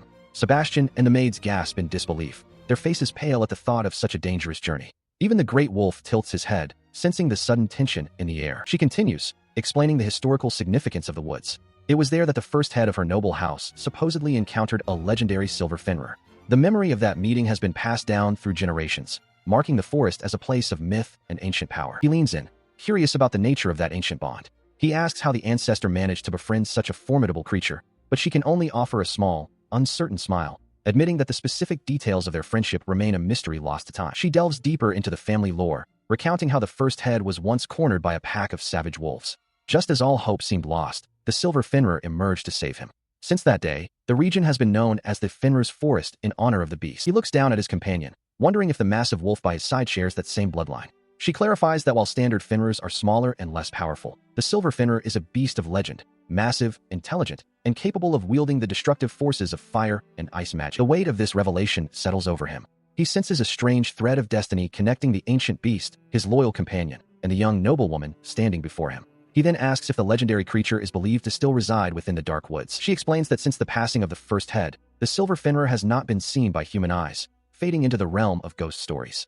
Because of the lingering fear of the unknown, the deepest parts of the forest have remained untouched for centuries, which is exactly why she seeks his help to investigate. The butler finally erupts, unable to contain his worry any longer. He protests vehemently, arguing that even with the protection of a powerful beast, sending a human into the depths of such a cursed place is nothing short of a death sentence. He refuses to believe anyone could return from such a foolhardy expedition. He and the other servants continue their desperate pleas, begging their lady to reconsider the dangerous proposal of entering the deep forest. Their protests are cut short as she commands silence with a sharp, authoritative cry, reminding them that she is currently in the middle of a serious discussion with her guest and will not tolerate further interruptions. She watches as the butler bows deeply in apology for his forwardness, then turns back to the young man to repeat her request for his companionship on the journey, her expression softening but remaining firm. The young man senses the weight of her gaze and the unwavering resolve in her eyes, realizing that a refusal is simply not an option given the intensity of the atmosphere. He awkwardly scratches the back of his head, asking for a moment to consult with his companion before making a final decision,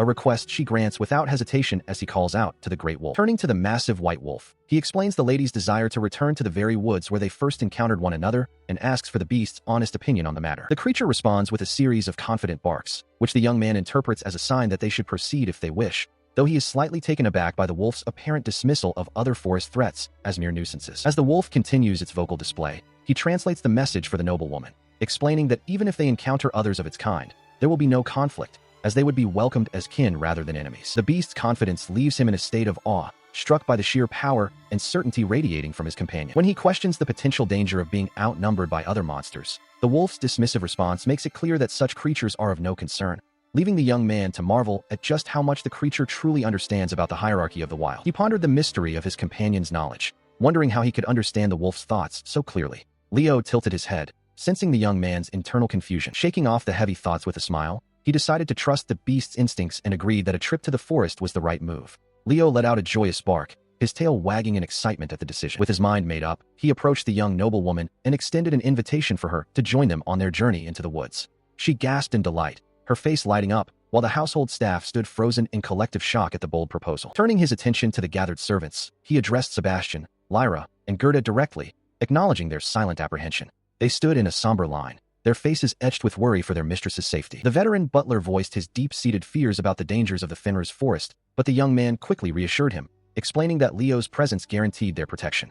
He spoke with such conviction that Sebastian began to waver, asking for confirmation of this newfound security. Amidst the debate, the young maid Clare stepped forward, her curiosity piqued by the uncanny communication between the man and the wolf. He explained that their bond had grown over a long time, a sentiment Leo punctuated with an affirmative yes. The massive wolf then let out a series of thunderous barks, filling the room with his powerful voice and leaving the servants momentarily stunned by his sheer presence. Seizing the moment, he detailed the natural hierarchy of the forest, explaining that other Fenrirs would instinctively submit to Leo's authority and that kin would never harm kin. Clare turned to her head butler with a hopeful gaze, and Sebastian, seeing no other choice, finally gave his reluctant nod of approval. Overjoyed by the resolution, she clapped her hands together and declared that the expedition was officially set for the day after tomorrow. She beamed with excitement, ordering the preparations to begin immediately, while Sebastian bowed in formal acceptance of the plan. As the excitement settled, he looked at her and asked the question that had been lingering in his mind. Why was she so determined to find others of Leo's kind? She paused, her expression softening into one of deep reflection as she prepared to reveal her true motivations. She agrees that they should conclude their discussion for the night,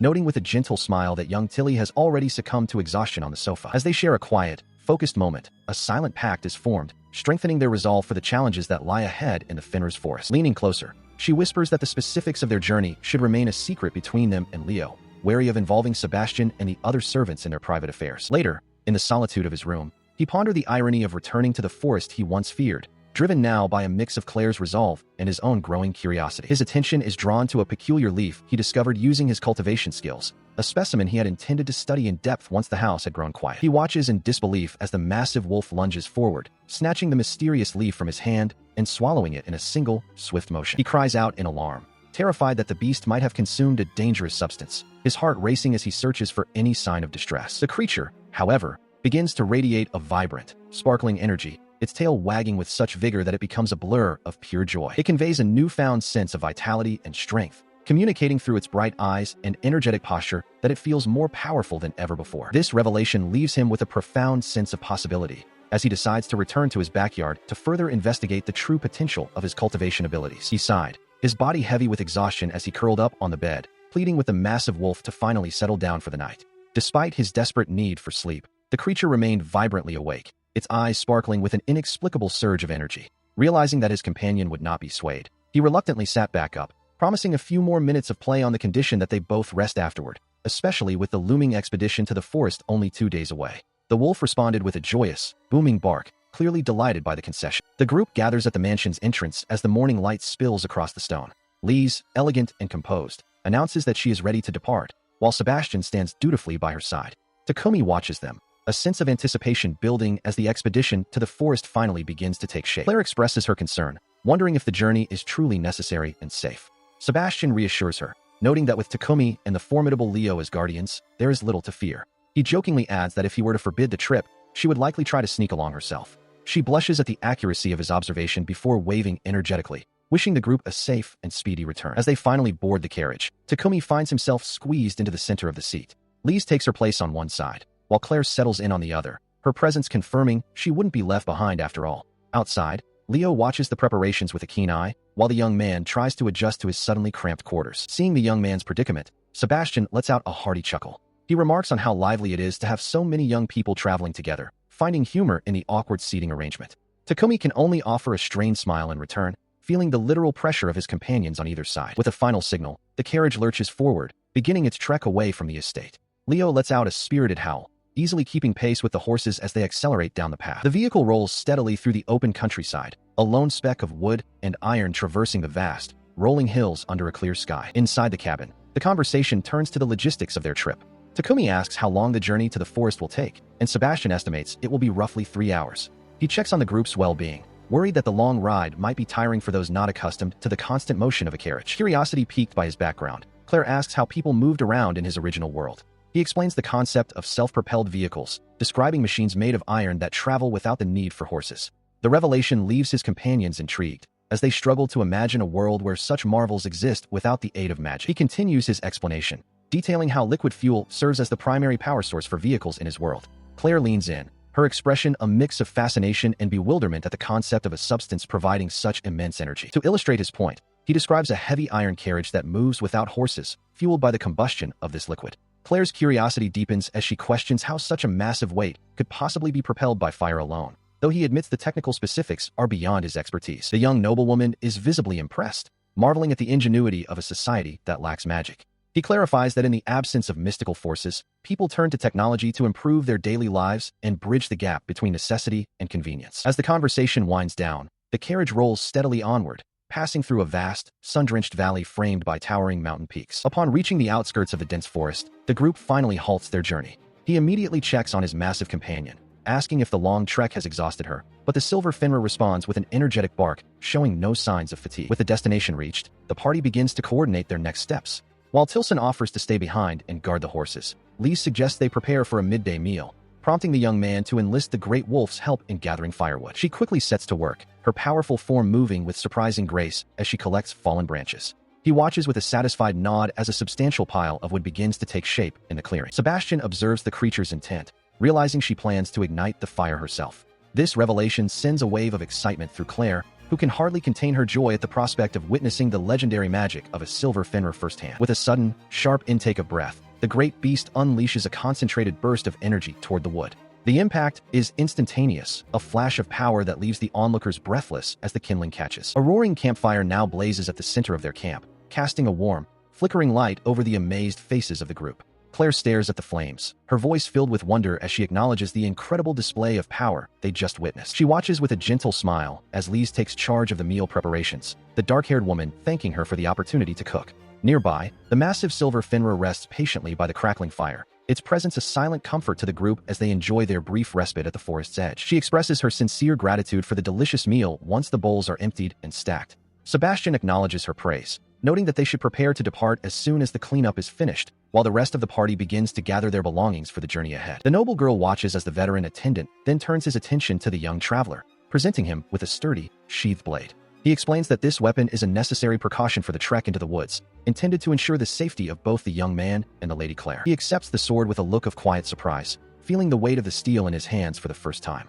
While Sebastian emphasizes that the forest holds many unknowns, Leo offers a supportive nudge against his side, as if encouraging him to take up the responsibility of their protection. He follows the butler toward the dense tree line as the group prepares to cut through the woods toward the river.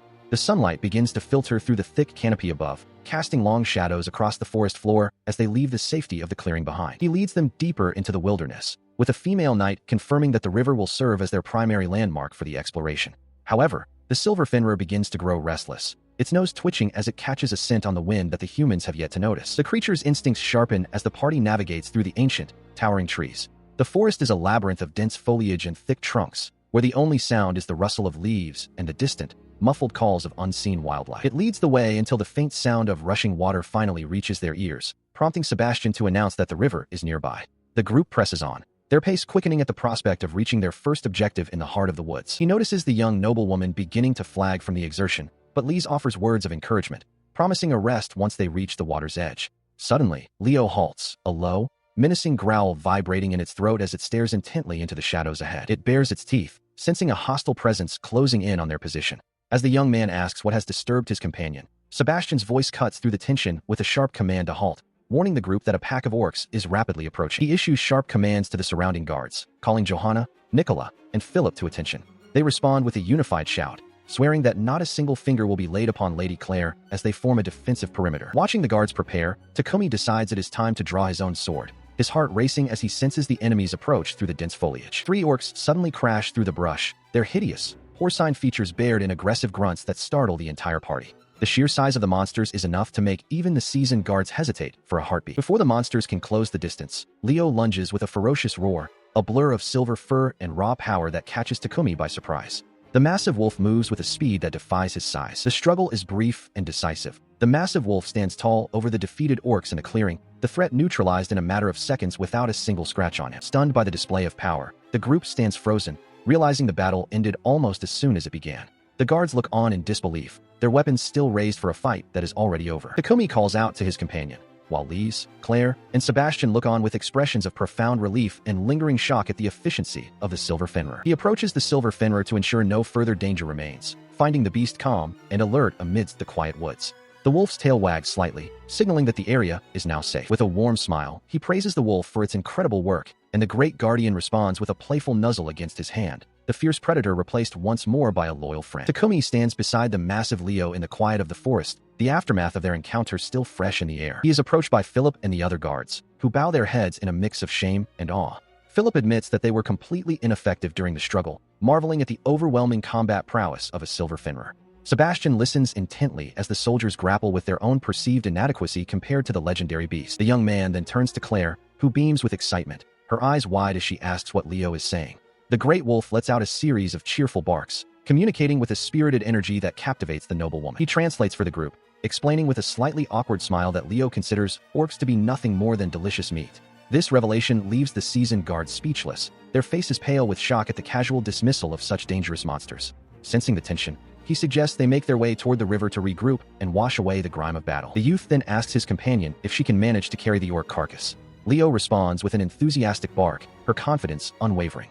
Behind them, Sebastian and Clare watch the exchange, the butler noting how truly reliable the silver Fenrir has become as a member of their party. He glances over at Philip and the other guards, who are visibly struggling to haul the remaining orc remains. It is clear that the physical toll of the battle and the subsequent labor is weighing heavily on the exhausted men. The traveler suddenly calls out for Philip and the others to wait, his attention caught by something in the undergrowth. Bending down, he searches through the foliage for a moment before triumphantly announcing that he has found exactly what he was looking for. He holds up a cluster of leafy green herbs, explaining that while they might look suspicious, the group should try eating them. His hands are steady as he offers the medicinal plants, his expression one of helpful intent. The group consumes the herbs and is immediately struck by the unexpected, refreshing taste, which some liken to a sweet treat. Almost instantly, the exhaustion begins to lift from their bodies, and they feel a surge of renewed energy, marveling at the potent effects of the simple-looking plant. The guard watches as a thunderous sound echoes through the woods, drawing everyone's attention toward the path ahead. He listens as the young man explains the nature of the herbs, revealing they were the result of his own experiments with weed cultivation. Though the explanation seems a bit suspicious to the noble lady, she agrees to postpone her questions until they reach the safety of the river. Upon reaching the water's edge, the traveler reassures his companion that their destination is close, prompting a sigh of relief from the weary girl. Nearby, the massive white wolf lets out a joyful cry and bolts toward the refreshing stream. The great beast plunges into the current, sending plumes of water into the air as it paddles vigorously through the river. Watching the display, the youth can't help but smile, noting that despite its legendary status, the silver Fenrir still swims with the clumsy charm of an ordinary dog. As the group begins to settle along the rocky bank, the noblewoman finds a place to rest, her posture reflecting the toll of the days-long trek. The sound of the flowing river fills the air, momentarily masking the quiet conversations of the travelers as they survey the clearing. Moving toward the seated girl, the young man inquires about her well-being, receiving a brave but tired assurance that she can continue. He remains silent, however, sensing that she has pushed herself to the very edge of her endurance. Recognizing the exhaustion settling over the party, the decision is made to halt their progress and establish a campsite under the shelter of the trees. The gentle lapping of the water against the shore marks the end of their day's journey, promising a much-needed respite before the dawn. Sebastian gently suggests that Clare rest while the others handle the tent preparations. She offers a tired nod of agreement, her energy clearly flagging after the long journey. Nearby, Lise announces her intention to prepare the orc meat for their evening meal. Takumi quickly offers to help, while Leo's excitement is palpable as he anticipates the feast, his tail wagging with vigor. As darkness envelopes the campsite, the group finishes their dinner. He looks toward the tents, his mind turning toward the safety of the camp during the long, silent night ahead. He listens as Sebastian outlines the watch rotation, emphasizing that they are deep within a forest where monsters roam. The butler begins assigning the guards their specific shifts to ensure constant vigilance. He speaks up, asking if he might also take a turn at the watch. Sebastian hesitates, pointing out that such a task is unfamiliar to him and requires a level of alertness he might not yet possess. He remains firm, arguing that with Leo's heightened senses by his side, they would be more than capable of spotting any approaching danger. The massive wolf lets out a playful huff, seemingly agreeing with the plan. He receives a nod of approval from Sebastian, who officially assigns them the first shift from 10 o'clock for 3 hours. The schedule is set, and the gravity of the responsibility settles in. She suddenly breaks the silence, her voice clear as she declares her own intention to stand watch alongside the others, refusing to be left out of the group's duties. He immediately objects to the young noble's request, citing her obvious exhaustion. He warns that if she does not recover by morning, the entire expedition might have to be cut short to return to the safety of the mansion. He watches as she reluctantly accepts the decision, her shoulders slumping slightly in defeat. It is clear she wishes to pull her weight, but her body simply cannot sustain the effort tonight. He listens as Clare announces her intention to rest thoroughly, preparing herself for the journey ahead. He offers a polite acknowledgement, watching as she prepares to retire for the evening while the others settle in. As the hours pass, the forest settles into a deep, starlit silence. The canopy above is a tapestry of distant lights, far removed from the immediate concerns of the camp below. The young man remains vigilant by the crackling fire, his massive companion, Leo, resting steadily beside him. His thoughts drift back to Clare, a quiet desire to be of greater service to her weighing on his mind as he stares into the glowing embers. Reaching into his pocket, he consults a silver timepiece, noting that roughly an hour remains of his scheduled watch. A sudden rustle in the nearby brush breaks his concentration, drawing his immediate attention toward the edge of the clearing. Both he and the silver Fenrir turn toward the sound, their senses heightened in the darkness. The firelight flickers against their focused expressions as they wait to see what emerges from the shadows behind the tent. To his surprise, it is Clare who steps out from the tent, her presence a gentle contrast to the rugged surroundings. She offers a warm smile, thanking the pair for their dedication to the watch, though he quickly inquires if she has found herself unable to sleep. She dismisses his concern with a soft laugh, asking if she might join him by the fire. He gestures for her to take a seat, and she settles onto the ground nearby, expressing her gratitude for the invitation as the fire pops and crackles. A comfortable silence falls between them, punctuated only by the snapping of burning wood. He watches her out of the corner of his eye, sensing there is something specific she wishes to discuss despite the late hour. Finally, she breaks the quiet, admitting that she sought him out because she wanted to speak with him privately. Her expression is earnest, hinting at a conversation of some importance as the night deepens around them. Under the bright light of day, Takumi and Leo enjoy a quiet moment together. He holds up a curious leaf, wondering aloud about the local flora while his massive companion watches with gentle, intelligent eyes. Later that night, by the warmth of a crackling campfire, Clare approaches him. She speaks softly, expressing a sincere desire to talk with him alone, which catches him off guard. She begins by thanking him for accompanying her into the forest. He tries to dismiss the gratitude, claiming he was personally interested in the journey, but she insists on being heard, telling him that her presence here is entirely thanks to his support. He senses there is a deeper weight on her mind and asks if something else is troubling her. She hesitates before admitting that Sebastian had actually scolded her for the way she extended the invitation. The source of her guilt becomes clear as she explains her fear that he only accepted because he felt he couldn't refuse a noble's request. She looks down, her voice filled with regret as she apologizes for what she perceives as a forced and unfair invitation. He scratches his cheek, admitting that while he does have a personality that finds it hard to say no, he truly wanted to be there. He assures her that the timing was perfect and that he is genuinely glad he came along. Despite his reassurance, she remains troubled by the implications of her status. She acknowledges that as a member of a ducal house, her requests carry a weight that is difficult for others to ignore, and she believes that forcing someone's hand is a violation of her family's core principles. She explains that the ducal family sits at the very top of the social hierarchy, with very few people capable of opposing their will. Because of this, they are strictly forbidden from using their power to coerce others, and she clenches her hands in her lap, pained by the thought that she might have inadvertently pressured him. She continues to lament her actions, confessing that she cannot forgive herself for behaving in a way that brings shame upon her noble lineage. She is met with silence from the young man, who listens intently as his gaze softens, while the name of their companion, Leo, lingers in the air. Suddenly, the massive silver Fenrir approaches, nudging her gently to offer comfort.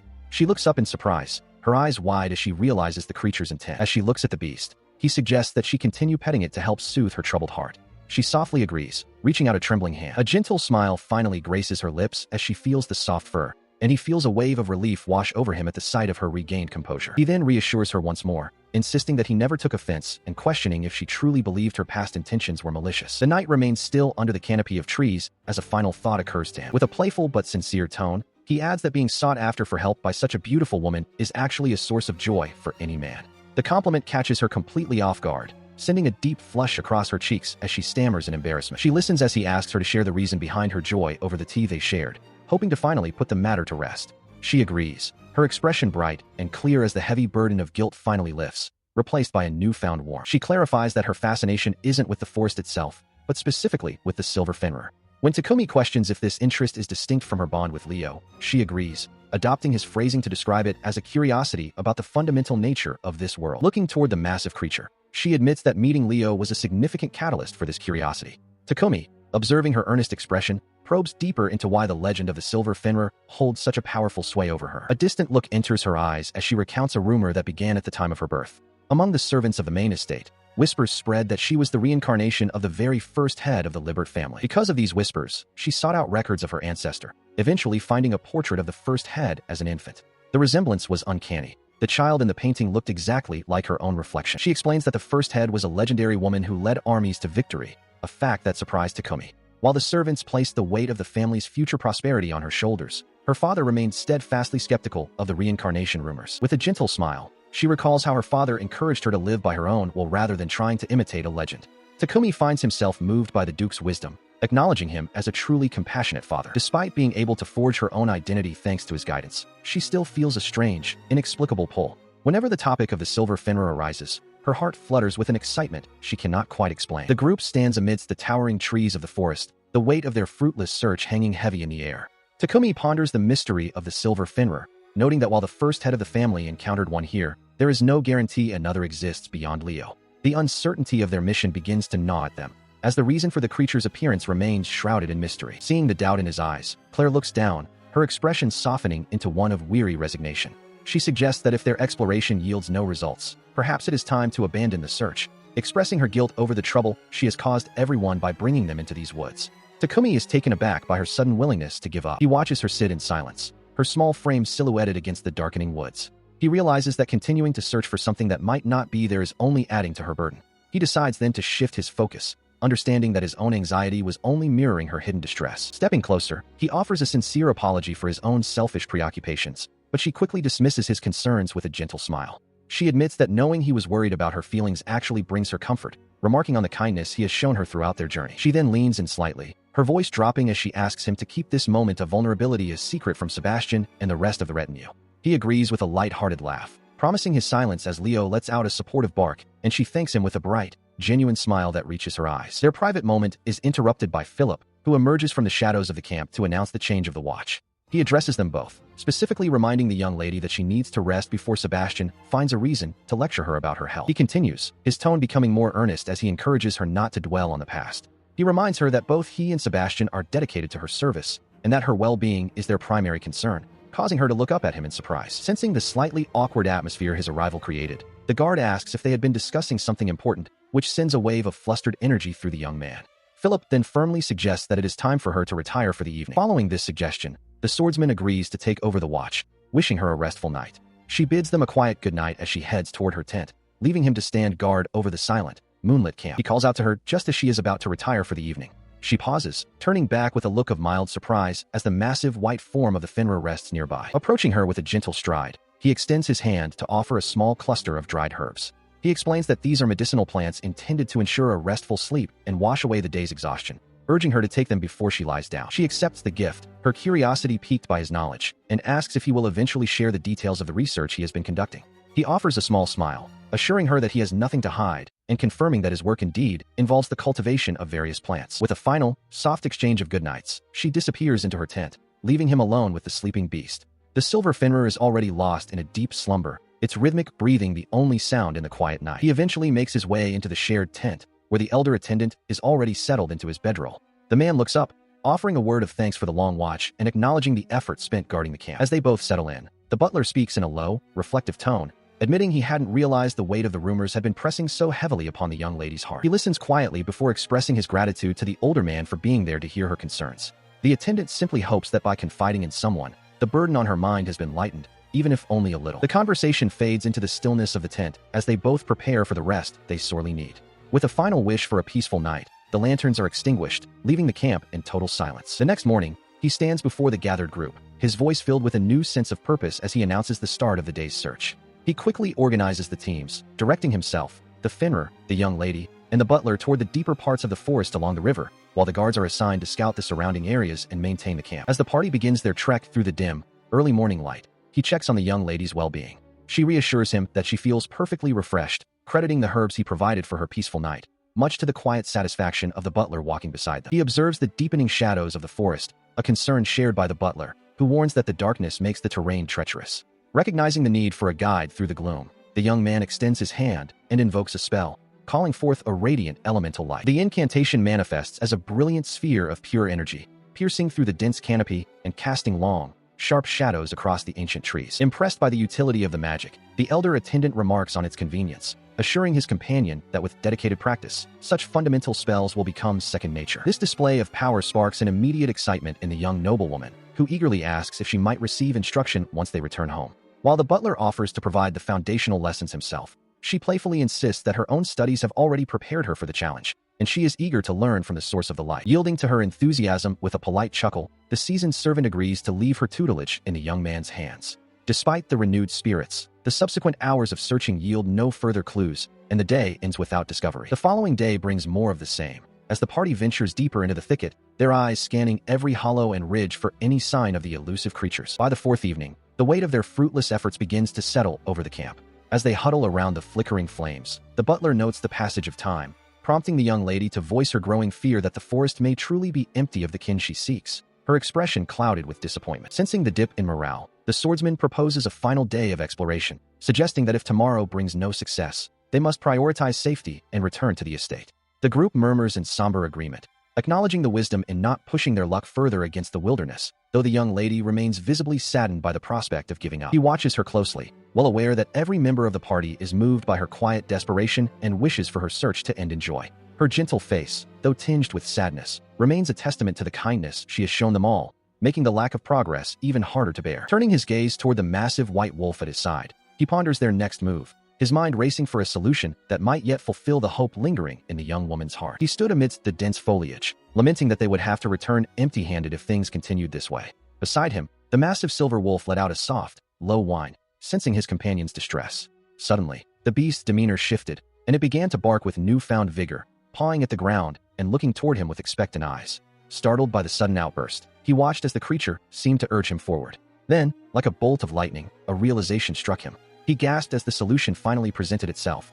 He still had his weed cultivation skill to rely on. Takumi stands with a newfound sense of purpose, his hands open as if weighing his options. He realizes that his weed cultivation skill isn't just a curiosity, it's a tool that could provide vital support to his companions. The thought of being truly useful brings a bright, determined look to his eyes. He turns to the group, catching them off guard as they prepare for the night.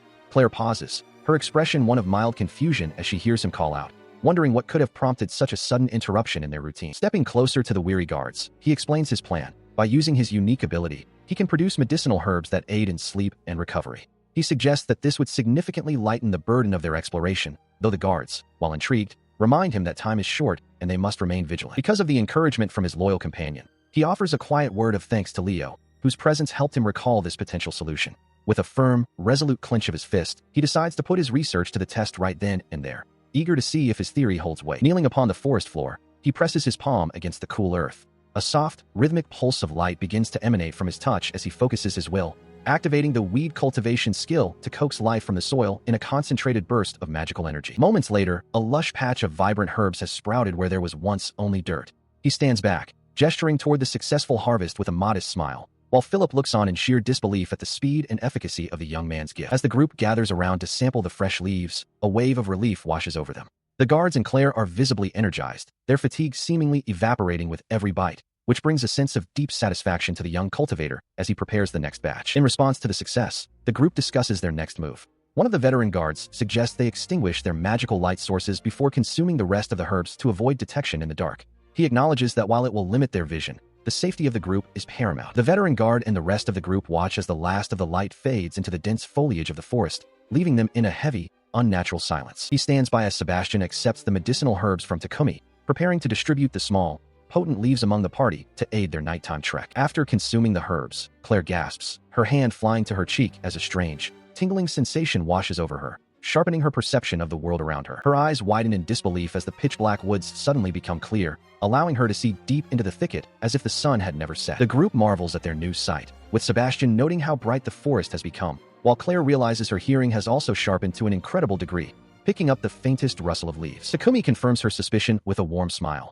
explaining that the second herb was specifically designed to heighten all their senses, not just their vision. This dual enhancement, perfect night vision and an acute awareness of every breath in the woods, gives Claire a newfound sense of confidence that they will find their target today. As the sun fully sets, Sebastian observes the darkening sky, signaling that it is time for them to move deeper into the shadows while they have the advantage. Suddenly, a cacophony of growls and rustling leaves erupts from the darkness ahead, causing Leo to bristle and the group to tense in anticipation of a confrontation. Amidst the chaos, Claire's enhanced senses lock onto a specific presence, and she cries out with certainty that she has finally located the Fenrir. She questions the group, her voice filled with a mix of urgency and disbelief as she confirms the presence of a Fenrir nearby. Takumi listens intently, acknowledging that Leo's heightened senses, further sharpened by the medicinal herbs, make the claim undeniable. As the massive silver beast lets out a series of low, guttural barks, the young man wonders aloud what kind of creature would dare to hunt a Fenrir in these woods.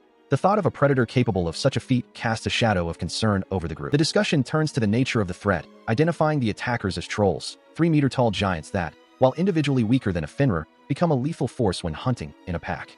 Leo's growl suggests there are at least 5 of these behemoths lurking in the shadows. She raises her voice, calling for everyone to move out and assist the besieged creature, but the guards hesitate, warning that 5 trolls are far beyond their ability to manage safely. The tension rises as the reality of the danger clashes with her desire to intervene. A sudden, sharp bark echoes through the trees, cutting through the debate and demanding immediate attention. She gasps, her eyes widening as she looks toward the source of the sound, a flicker of hope or perhaps a new realization crossing her face. The Silver Guardian stands firm, his gaze meeting hers with an intelligence that transcends his animal nature, while his companion watches the silent exchange between them. Bowing her head in a gesture of desperate respect, she implores the great beast to lend his strength to the cause, and he responds with a confident, resonant bark that signals his agreement. He immediately commands his companion to lead the way, watching as the white blur of fur vanishes into the dense undergrowth. With his own senses still heightened, he can feel the urgency of the situation and the sheer power radiating from the silver wolf as he charges toward the fray. Reaching the edge of a clearing, he calls out to his friend, who has already positioned himself to face the unseen threat lurking just beyond the trees. He calls out to the silver wolf, his voice filled with concern as the creature leads the way into the dense forest. The urgency in the air is palpable as the group follows the Guardian's lead, sensing that they are close to their objective. He follows closely behind as they enter the clearing, where the massive, lifeless bodies of the trolls lie scattered across the earth. The Silver Guardian stands amidst the carnage, having already neutralized the immediate threat before the others could arrive. He stands amidst the cooling carcasses as the rest of the group catches up, their eyes scanning the aftermath of the brutal struggle. The young noblewoman's voice is thin with worry as she asks if they are too late to save the other Fenrir, her gaze fixed on the silent, dark shapes on the forest floor. She watches as the wolf ignores the dead trolls, focusing instead on a small, dark shape near the undergrowth. The swordsman steps forward, his eyes narrowing as he questions what his companion has discovered hidden in the shadows. He stands frozen as a gasp escapes the young woman's lips, her hand flying to her mouth in horror at the sight revealed before them. There, battered and bloodied, lies a smaller Fenrir, its breathing shallow as it clings to life after the brutal assault by the troll pack. The group stands before the fallen creature, its white fur stained a deep, tragic crimson. This is a silver Fenrir, but it lies broken and motionless on the forest floor, the severity of its wounds clear to all who look upon it. Seeing the carnage, the young noblewoman gasps, her hands flying to her face in horror. Beside her, the veteran attendant and the young traveler share a heavy silence, their expressions mirroring the grim reality of the situation. He steps forward, kneeling beside the small, wounded beast to inspect the damage. The noblewoman watches with bated breath, her voice trembling as she asks for his assessment, while the great white wolf looms nearby, its intelligent eyes fixed on its fallen kin. With a heavy sigh, the attendant delivers his verdict, admitting that their arrival was simply too late. He explains that the creature's life is fading fast, and there is little hope for its survival, a revelation that leaves the young woman reeling in despair. She cries out in anguish, her heart breaking at the thought of losing the very creature they had spent so long searching for. The great wolf beside her lets out a low, mournful whimper, sensing the impending loss of one of its own kind. The attendant remains bowed over the dying pup, a silent testament to his inability to change its fate. The forest seems to grow quiet around them, as if mourning the passing of such a majestic being. Desperate for any glimmer of hope, the young woman pleads for a solution, but the attendant can only offer a somber reminder that he lacks the medical skills required for such a miracle. Meanwhile, the young traveler stands back, his mind racing as he recalls how the great wolf's own wounds were once healed in an instant. He realizes that the key might lie within his own unique abilities.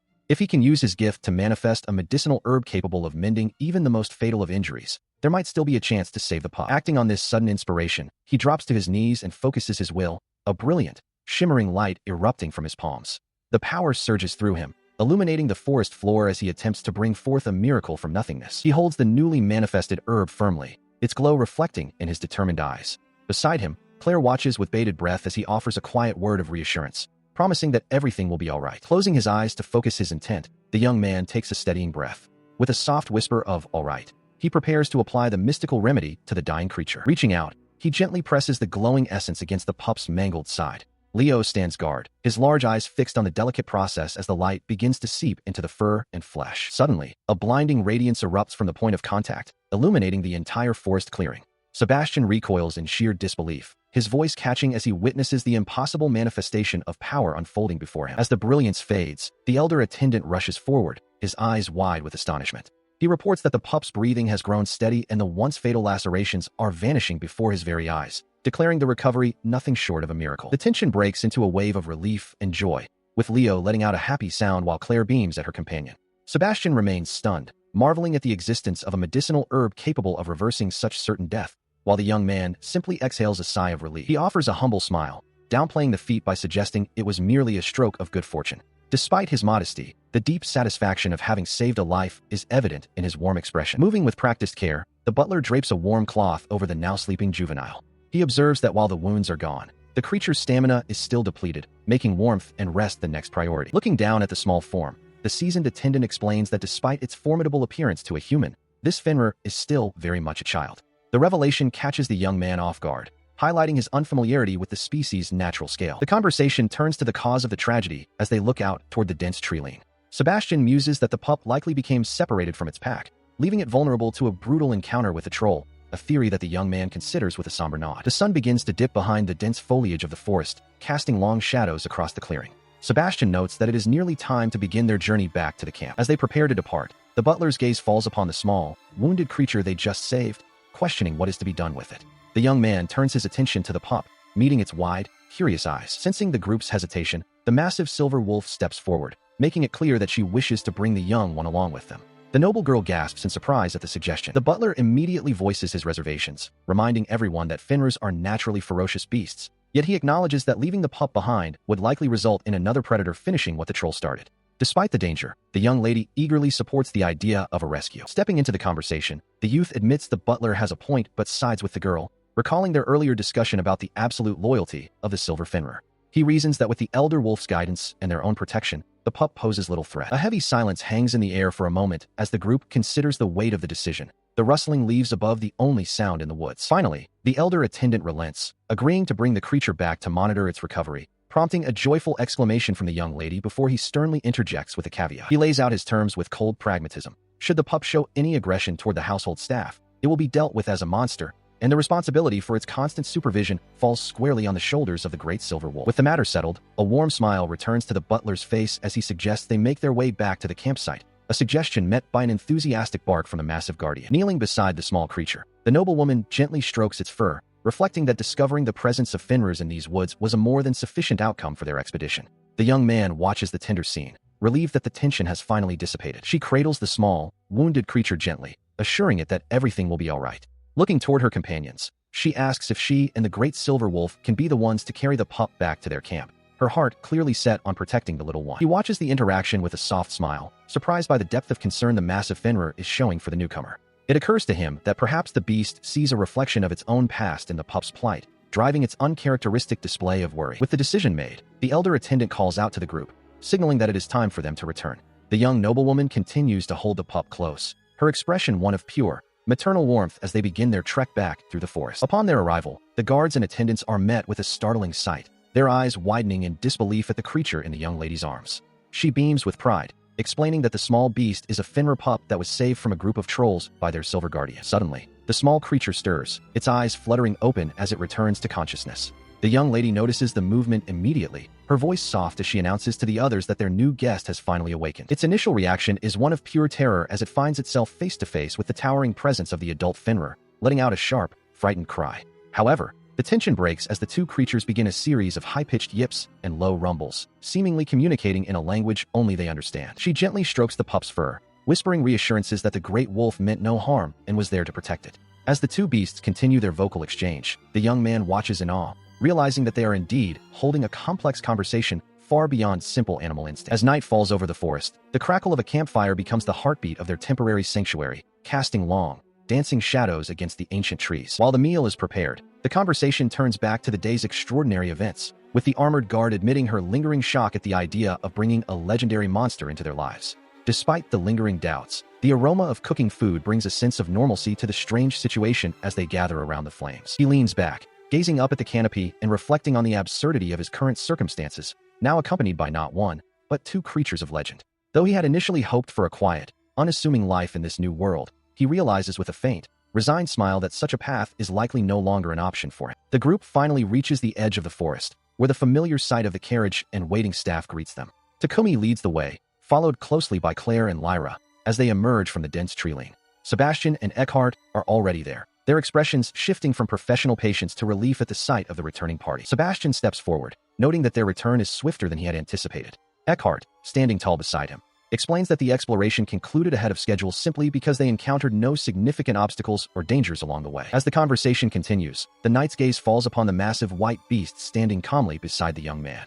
He looks on in stunned silence, his professional composure momentarily shaken by the presence of such a legendary creature. Sensing the tension, the youth quickly intervenes to explain that the creature is a Fenrir he rescued within the forest. He assures the group that despite its intimidating size, the beast is entirely harmless and they have nothing to fear. His attention then shifts to the waiting carriage, and a sudden realization strikes him. The interior is quite small, and the thought of being squeezed into such a confined space with both Clare and Lyra brings a flush of awkwardness to his face. He quickly proposes an alternative, suggesting that the two women take the carriage while he makes the journey back atop his new companion. Clare looks back at him, her eyes wide with surprise at the unconventional suggestion. Before she can respond, the great wolf nuzzles affectionately against him, letting out a soft sound of agreement. Watching the interaction, she can't help but smile, noting how clearly the Fenrir has taken a liking to its rescuer. He stands beside the massive silver beast, explaining to a surprised Lyra that the creature has offered him a ride. The maid looks on in disbelief, but he assures her that the Fenrir insisted on it, showing a level of communication with the beast that leaves the staff speechless. As the journey begins, the carriage rattles into motion with the group settled inside. He and Clare watch as the great wolf makes itself comfortable, squeezing into the small space between the seats. They remark on how the legendary beast seems to have a peculiar fondness for cramped quarters, behaving more like a loyal companion than a wild monster. The grand gates of the estate loom ahead, swinging open to welcome the returning party. The carriage rolls through the entrance, accompanied by the silent, powerful stride of the silver wolf as they finally arrive home. Passing through the threshold, the sheer scale of the creature draws the stunned gaze of those nearby. The wolf moves with a calm dignity, seemingly indifferent to the shock its presence causes among the household guards. Suddenly, the beast halts, its attention fixed on the horizon as the sun begins to dip. From the carriage window, he watches with curiosity, wondering what has caught the creature's keen senses in the fading light. A sharp intake of breath precedes a moment of absolute stillness. The wolf's nostrils flare, catching a scent or a feeling on the wind that only it can perceive. Without warning, the silver wolf throws its head back and unleashes a thunderous howl that shakes the very air. The sudden, primal sound sends a jolt of alarm through him and Clare, their eyes widening at the raw power of the cry echoing across the grounds. The long, mournful note continues to echo across the valley, a haunting melody that seems to vibrate through the carriage walls. Everyone inside is frozen, captivated and slightly unnerved by the intensity of the Fenrir's call. Just as abruptly as it began, the sound fades into the evening air, leaving a heavy silence in its wake. The wolf settles back onto its haunches, looking perfectly composed while he and the others slowly recover from the shock of the performance. Later, Sebastian reaches out to gently stroke the creature's head, his expression thoughtful and respectful. He notes that a silver Fenrir's howl is a rare and significant event, leaving the group to wonder what message or instinct prompted such a display from their new companion. Inside the carriage, Takumi ponders the meaning of the recent howl. He considers the possibility that the great beast was communicating with its own kind, perhaps signaling its presence or exchanging information with distant kin. Noticing his contemplation, Clare observes the interaction, noting that it truly did seem like a dialogue. She turns her attention to the creature, gently inquiring about the nature of the exchange, which prompts a series of spirited barks in response. Addressing her curiosity, he translates the beast's message, explaining that the surrounding lands are recognized as its territory, yet it has graciously welcomed them into its fold. The creature offers a friendly nuzzle, confirming the bond of trust that has formed between them. Absorbing his explanation, she is struck by this revelation, recalling that the silver Fenrir is known for its intense loyalty to its pack. The young noblewoman wonders aloud if the powerful howl was actually a formal ritual to mark their acceptance into its inner circle. A warm smile spreads across her face as she looks down at the now slumbering beast. There is a profound sense of relief in her voice as she expresses her joy at their newfound companionship, grateful that they are now considered part of the same pack. As the journey concludes, the carriage finally pulls into the grand courtyard of the mansion, where a long, disciplined line of household staff has gathered. Their synchronized greeting echoes through the air, a formal and resounding welcome home for the returning party. Stepping into the courtyard, he finds himself slightly overwhelmed by the sheer scale of the reception, a reminder of the family's standing. Despite having seen it before, the precision and dedication of the staff never fail to leave a lasting impression on him. While he stands there, the young lady quickly gestures for silence as the maids approach, pointing out that their large companion has drifted into a deep sleep. The staff immediately lowers their volume, watching the peaceful rise and fall of the creature's chest as it snoozes through the commotion. Before she can say more, the quiet is broken by the energetic arrival of the youngest member of the household, who rushes forward with wide-eyed excitement. She calls out to her sister and the young man, her gaze quickly shifting to the massive, white-furred guest resting beside them as she asks about its identity. Her eyes widen in pure wonder as she takes in the sight of the legendary creature. Her sister gently explains that this is a young Fenrir they rescued from the forest, introducing the newest, most formidable member of their household to the curious child. She gazes at the massive, silver-furred beast with wide eyes, barely able to contain her excitement as she whispers a question about whether this truly is a Fenrir. Beside her, the noblewoman gently urges the child to keep her voice down so as not to disturb the creature's rest. Unable to help herself, the young girl exclaims how adorable the wolf is, her face lighting up with joy. Seeing the child's exhaustion, the lady suggests she take a short nap, a plan the young man agrees with as he watches the maid lead the energetic girl away to her quarters. With the child settled, he announces his intention to head to his own room to change out of his travel-worn clothes. The young maid nearby pauses, inquiring about his further plans for the afternoon. He requests that tea be prepared for him in the guest room once he has finished freshening up. The maid bows respectfully, assuring him that everything will be made ready for his arrival. A short while later, having changed into more comfortable attire, he stands with his loyal companion, who lets out a soft, inquisitive hum. As they move through the manor, they are greeted warmly by another member of the household staff. She welcomes them back and confirms that the requested tea is already being served, to which he responds with a polite greeting of his own. He eventually makes his way to the drawing room, where the noblewoman and the young girl are already waiting. They exchange pleasantries, and the lady expresses her gratitude for his efforts during their recent trek through the forest. He watches as the young girl, now refreshed, reaches out to stroke the Fenrir's soft fur, explaining that the great beast had woken up just as she returned to the room. She listens as the noblewoman laughs softly at the sight, remarking that since the creature had been asleep throughout the entire carriage ride, it must have been quite a shock for it to wake up inside the mansion. She continues, describing with a smile how the wolf had been looking around the room with such wide-eyed curiosity that it was simply charming.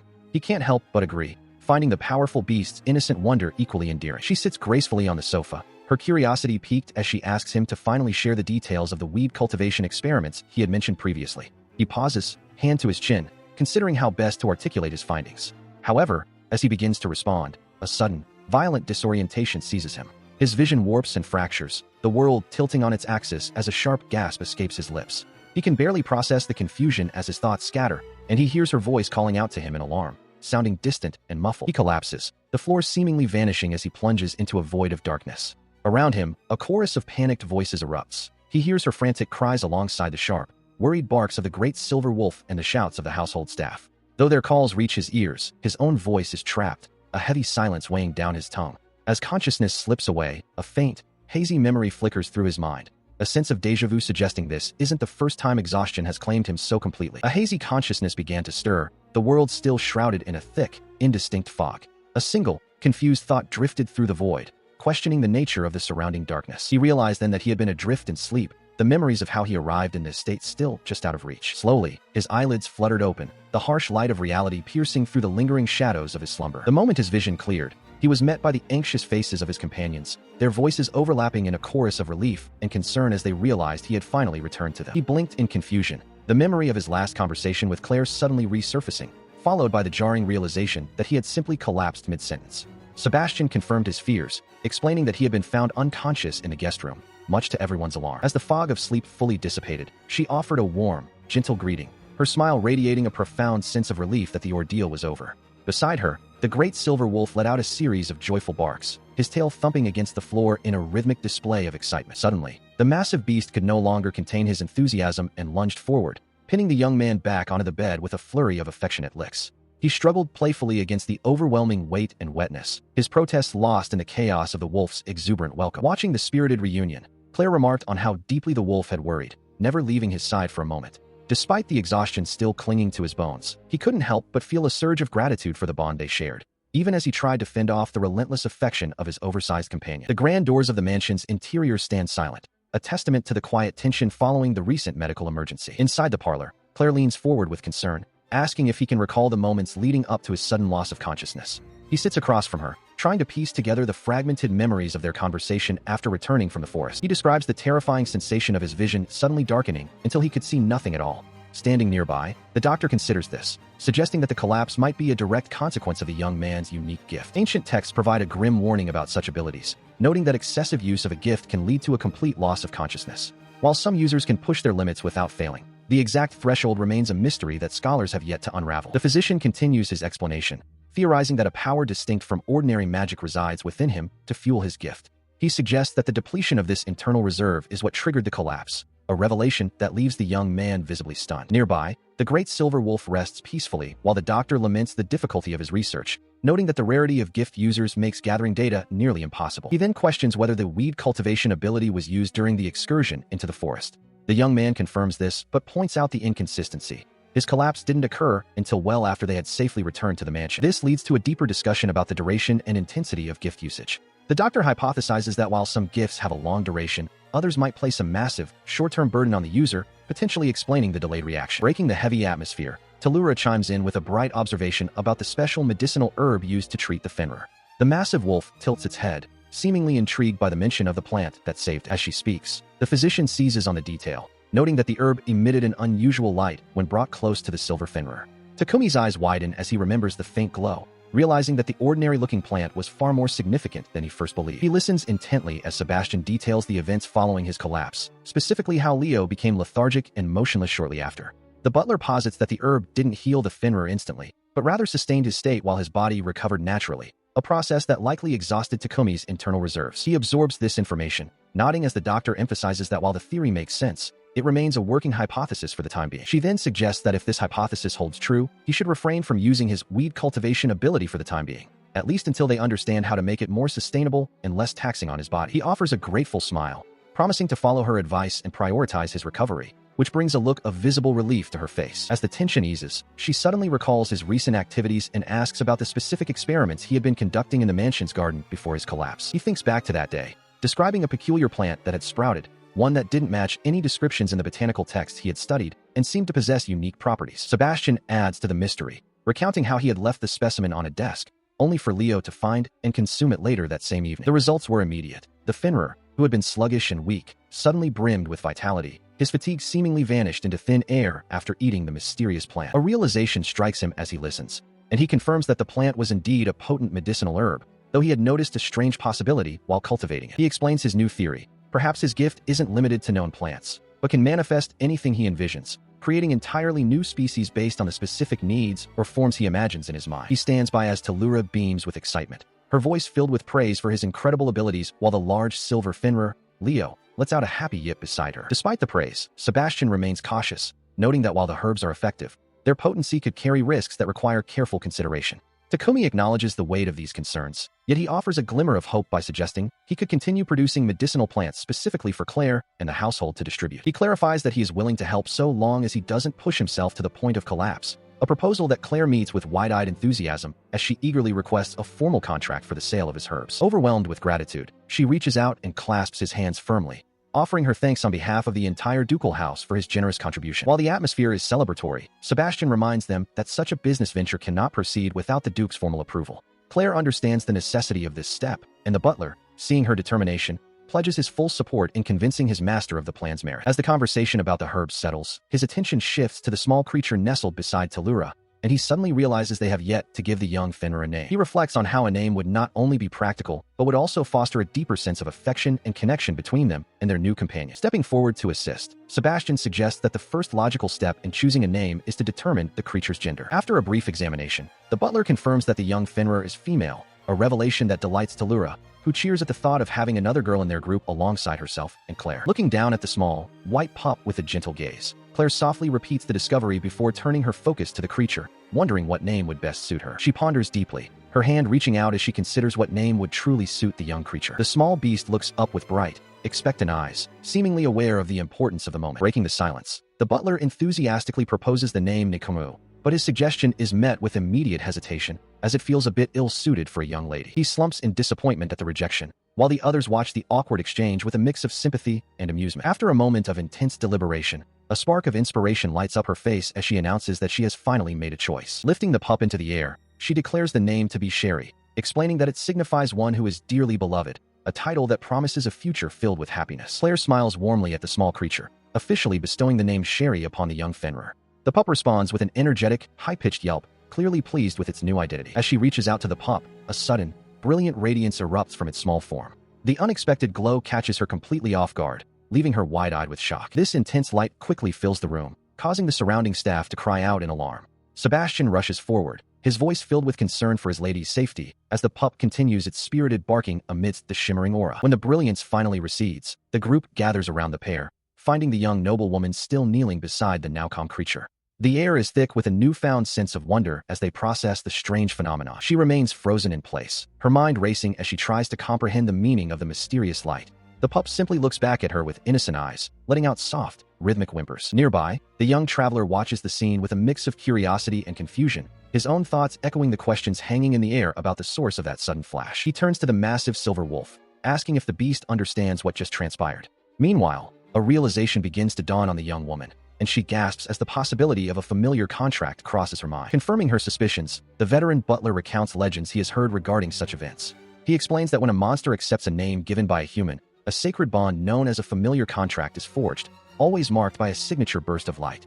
This explanation triggers a memory for the traveler, recalling a time when the nature of his own companion's bond was questioned. He watched as Claire leaned down toward the small pup, her voice filled with wonder as she asked if the creature had truly chosen to become her familiar. Sherry responded with a cheerful yip, confirming the magical bond that had just been forged between them. The butler noted how wonderful it was for the young lady to have such a companion, but Takumi remained humble, insisting he hadn't done much. Claire quickly corrected him, expressing her deep gratitude. Without his help, she never would have found Sherry, let alone save the pup's life. The following morning, the sun streamed through the bedroom windows as he stirred from his sleep. Stretching his limbs, he offered a warm greeting to Leo, who was already awake and waiting patiently by the bedside. As they made their way through the mansion's corridors, the unusual bustle of the household staff caught his attention.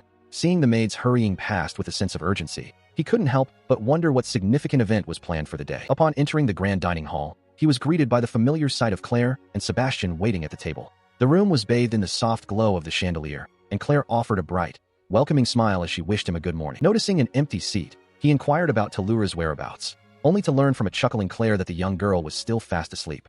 Apparently, she had exhausted herself playing with Sherry until the late hours of the night. He began to mention his plans to return to his weed cultivation experiments, but the conversation took a serious turn when Claire interrupted. With a look of sudden gravity, she informed him that her father would be arriving at the estate by noon. The weight of this news settled over the room, as the visitor was none other than the Duke himself, the current head of the noble house, and Claire's father. The butler further explained that a messenger had arrived earlier that morning to announce the Duke's intent to personally verify his daughter's safety. He then reminded them of the day they first met, when Claire had ventured into the dangerous forest alone to gather herbs, highlighting the risks she had taken. The young man listened intently as the butler admitted to contacting the Duke as a precaution, ensuring the family was aware of Claire's situation. The realization of the impending high-stakes meeting left him momentarily speechless. He listens as Sebastian explains the situation. The butler admits that despite sending word of Claire's safety, the Duke's arrival is imminent, and the message likely didn't reach him in time to prevent his personal visit. Seeing the distress on her face, he asks why the prospect of her father's visit is causing such a somber and worried expression. She sighs deeply, explaining that because they haven't met in some time, her father is almost certainly bringing a massive stack of marriage proposals with him. Beside her, Sebastian can only cover his face in shared exasperation at the predictable turn of events. The young noblewoman declares her intent to refuse every single one, pointing out that Talura is still far too young for such things to be forced upon the family. Sebastian lets out a sharp cough, seemingly taken aback by her blunt and fiery resolve. Her eyes remain closed for a moment as she steels herself for the coming confrontation with her father's expectations. Turning the conversation toward the guest, Sebastian insists that he must also meet the Duke, particularly to discuss the distribution contract for the medicinal herbs from the Liebert family. He hesitates, admitting his complete lack of knowledge regarding noble etiquette and manners. She offers a reassuring smile, telling him not to worry because her father is even more informal and blunt than she is. Sebastian adds that the master is, at best, bold, and at worst, quite unrefined in his personal dealings. As he watches the household prepare, he He notes that even young Talura seemed stunned by the news of the marriage talks. After their meal, Clare retreated to another room to prepare her arguments for the inevitable meeting with the Duke. A sudden thought strikes him, causing him to pause in his tracks as he considers his own appearance. He turns to Lyra, questioning if his simple travel clothes are appropriate for an audience with the head of the house. She reassures him, suggesting that the master is unlikely to care about such formalities and that he should be fine as he is. He listens as Sebastian inquires about the formal attire being prepared in Lactose, wondering if the garments have been delivered yet. The question sparks a sudden realization, and he springs to his feet with newfound energy. He decides that those specific clothes would be the most appropriate choice for his meeting with the Duke and resolves to collect them at once. Shortly after, he has climbed onto the back of the massive silver Fenrir, ready for the journey. Lyra stands by, observing the preparation with a look of quiet realization. Before setting off, he turns to her and asks if she would like to join him on the trip to the tailor. She responds with a bright, enthusiastic smile, happy to be included. As they begin their preparations, she points out that her presence is actually necessary. As the one managing his affairs, she needs to handle the payment for the tailoring service. He hadn't considered the financial logistics and offers a quick apology for the oversight, grateful for her diligence in keeping things organized. The pair, accompanied by the Great Wolf, soon find themselves traversing the lively streets of the town, passing through a vibrant district filled with shops and residents going about their day. Their destination is a modest shop where a professional-looking man with spectacles awaits, his expression turning to one of recognition as they approach. Stepping forward, the tailor confirms that the order is indeed complete, gesturing toward the high-quality garments he has prepared specifically for his client. Seeing the finished work, he feels a wave of relief wash over him. He expresses his sincere gratitude to the craftsman, knowing he is now properly prepared for the formal audience ahead. He stood among the assembled household staff, his new formal attire fitting perfectly as they waited in the grand foyer. Sebastian leaned in to reassure Clare, reminding her that everything was prepared to go exactly as planned. She nodded, her hands clenched in nervous anticipation, confirming she understood the gravity of the moment. Suddenly, the heavy doors swung open with a resonant thud, and the master of the house, Duke Eckhart Liebert, strode into the room. The staff greeted him in unison, welcoming him back with practiced formality. He offered only a short, gruff acknowledgement, his sharp eyes scanning the room as he took in the sight of his gathered household. Takumi stands before a man of imposing stature. Realizing this is the head of the Liebert family, Duke Eckhart. Clare stands beside her father, the resemblance between them clear in their noble bearing. The group gathers in the hall as the Duke is formally welcomed home. Sebastian stands at the ready while Clare and Talura greet their father, relieved that everyone is safe after the recent trials. He suddenly pulls Clare into a crushing embrace, tears streaming down his face as he exclaims how beautiful she has grown. She, however, is mortified by the public display of affection, reminding him that they are not alone. Still overcome with emotion, the Duke wipes his nose, his rugged exterior completely melted by the relief of seeing his daughters. Sebastian confirms that they received word of their safety, but the father's heart couldn't wait for a formal report. He explains with a sheepish grin that he pushed his horse to its limits, desperate to see their faces again after being away for so long. Clare watches him, her initial embarrassment softening into affection for her father's earnestness. Seizing the moment, she turns the Duke's attention toward the young man standing nearby. She introduces him as Takumi, the brave soul who came to her aid when she needed it most. The young traveler steps forward, offering a polite bow and introducing himself as Takumi Haruka. He invites the Duke to address him simply as Takumi, maintaining a respectful but steady gaze. In response, the Duke lets out a booming laugh and delivers a powerful, friendly blow to the young man's shoulder. He roars his thanks, his gratitude as intense and physical as his earlier grief, nearly knocking the wind out of his daughter's savior. He gazes forward, his eyes widening slightly as the weight of the situation settles upon him. The man erupts into a boisterous laugh, his heavy hand coming down in a friendly but jarring slap against the young traveler's shoulder.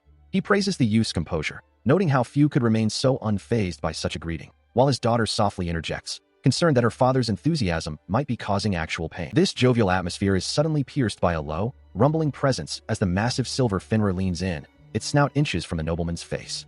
He freezes, the realization of the beast's sheer scale and power finally dawning on him as he recalls the mentions of such a creature in the letters he received. Startled, he recoils, his voice rising in a mix of shock and authority as he demands to know what the others are doing just standing by while such a legendary predator looms over him.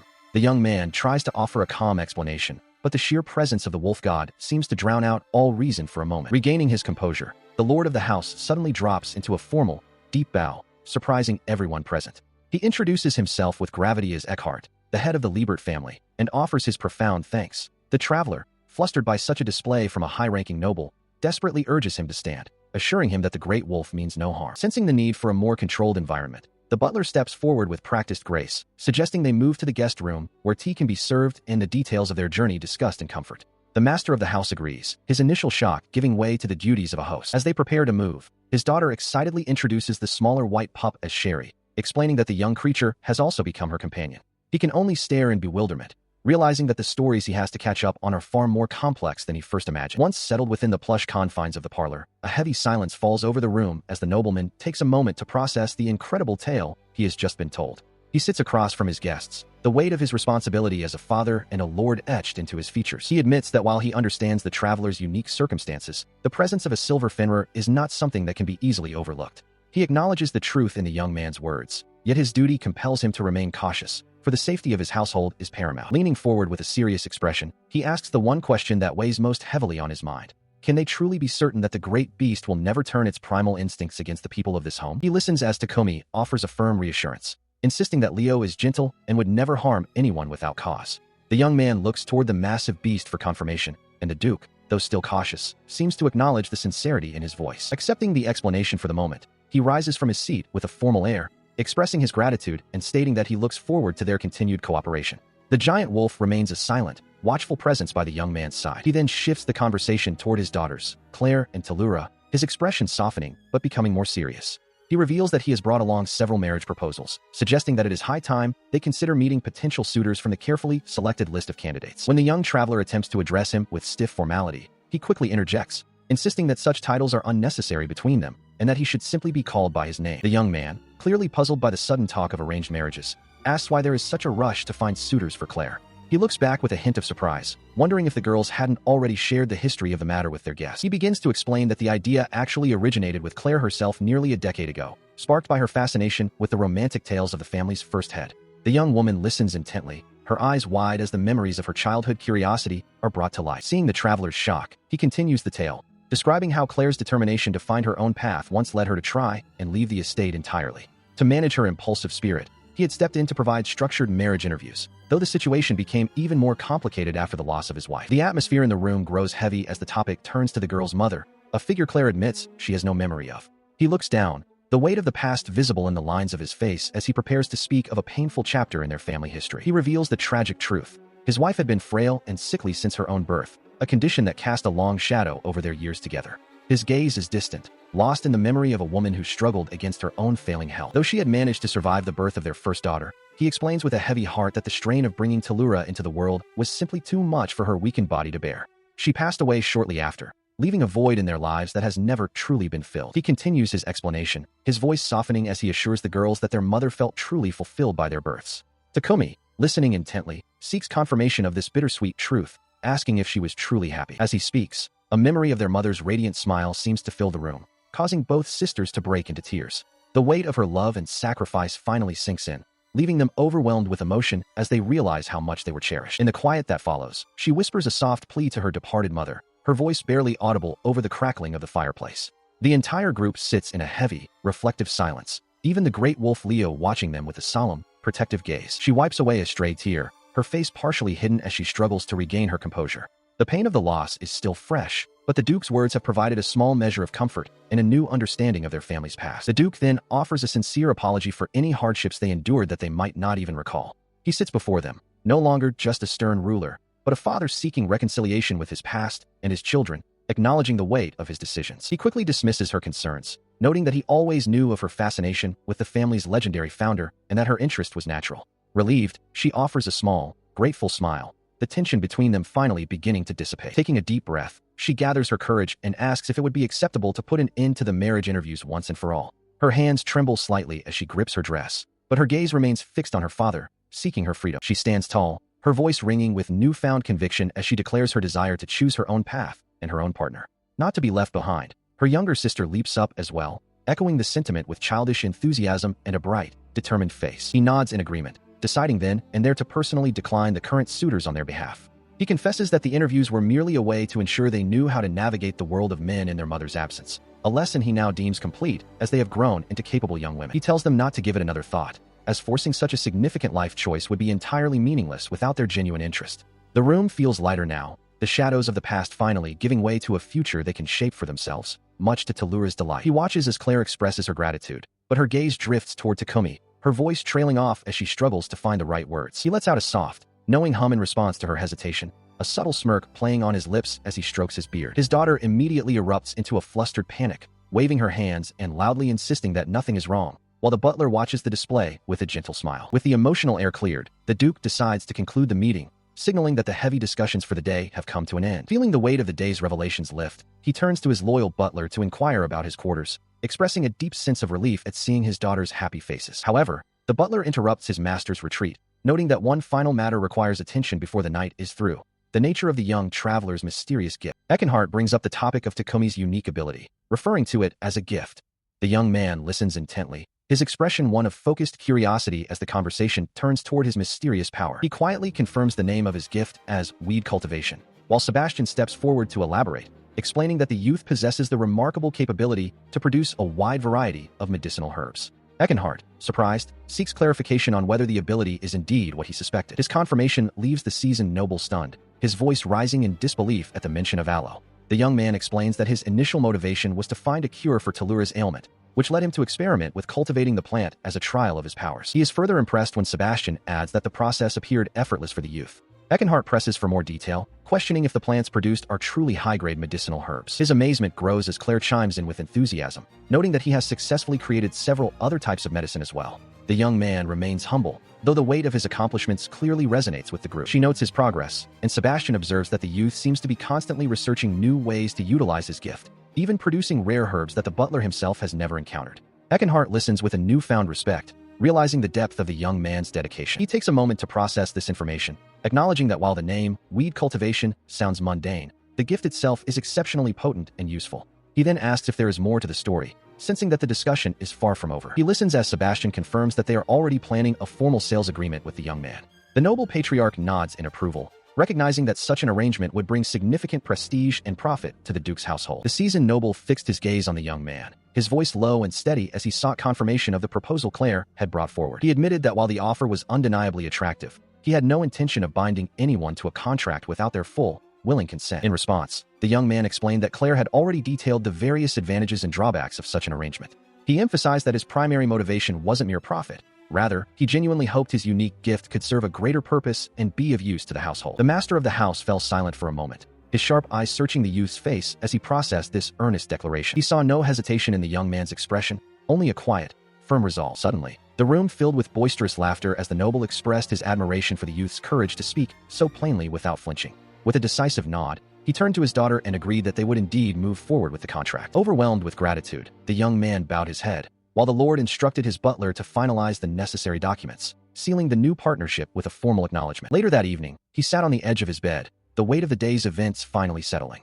He mused on the sheer presence of a true noble like Eckenhart, intimidating, yet fundamentally a man of integrity. Turning to his loyal companion, he reached out to stroke her thick, white fur, finding comfort in her steady presence as they relaxed in the quiet of the room. He leaned back against the massive wolf's soft side, the tension leaving his body as he prepared for the rest he had earned. He gently strokes the massive wolf's head, noticing how much dust and grime has settled into her usually pristine white fur.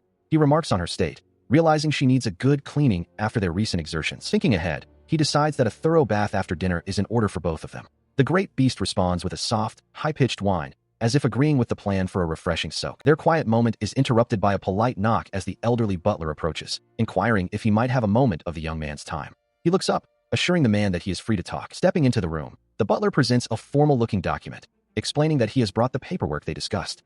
The parchment is covered in dense, elegant script that represents the official start of their partnership. He takes the document, his eyes widening as he scans the unfamiliar characters, realizing that while he can understand the spoken tongue, reading the formal script of this world is a different challenge entirely. The butler clarifies that this is the official contract with the duke's household, a binding agreement for their future endeavors. The butler continues his explanation, detailing how the document outlines the specific terms for the sale of medicinal herbs and the corresponding rewards.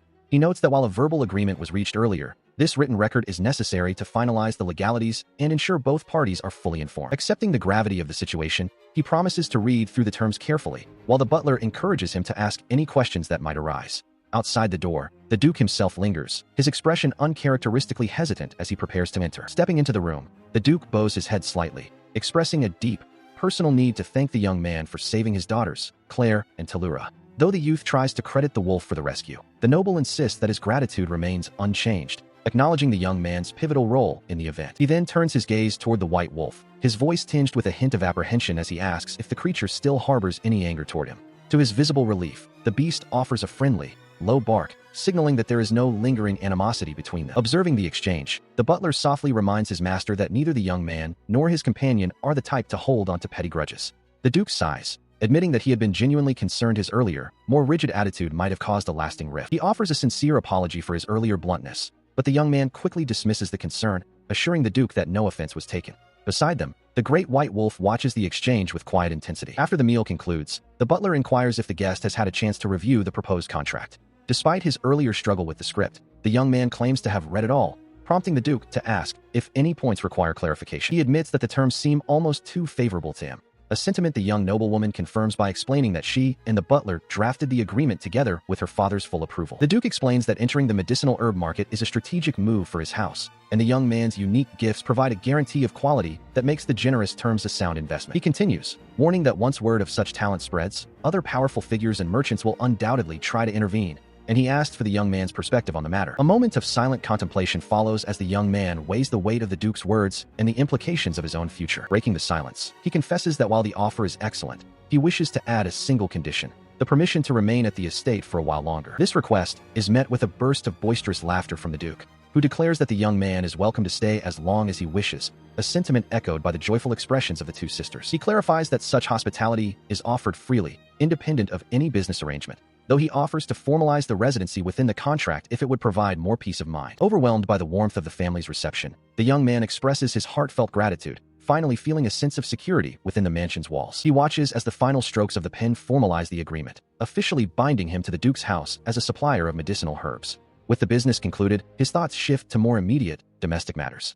He turns to his massive companion, reminding her that despite the weight of the day's negotiations, the trial of the bath still awaits her. The wolf lets out a startled bark, clearly having hoped the chore had been forgotten. The day after signing the contract with the Duke's family, the young man meets with the butler outside the grand stone estate. The massive white wolf trots nearby as the elder servant presents a formal order form, which the youth accepts with a nod of acknowledgement. He examines the document, noting the request for medicinal herbs. The realization that a single leaf is valued at 5 gold coins leaves him momentarily stunned. He admits to himself that he still lacks a clear understanding of this world's currency and will need to seek guidance later. Joining the discussion, the Duke and his butler detail the specific requirements: 10 units of one variety and 20 each of 8 others. The young man calculates the task in his head, confident that such a small quantity can be cultivated in no time at all. However, the Duke interjects with a note of caution, recalling the youth's recent collapse. He insists on monitoring the progress closely to ensure the young man's safety, as the true limits of his unique abilities remain unknown. Touched by this unexpected consideration, the youth listens as the Duke advises him to preserve his strength. Since he is already dedicated to researching the cultivation of common weeds, it is best not to overextend himself on this formal request. He offers a polite bow of gratitude, thanking the Duke for his kindness before following the butler toward the designated garden. The Duke watches him go, entrusting the task to him with a final, supportive word. Once settled in the courtyard, the young man opens his ledger and begins the work, surrounded by lush greenery and the watchful presence of his lupin companion.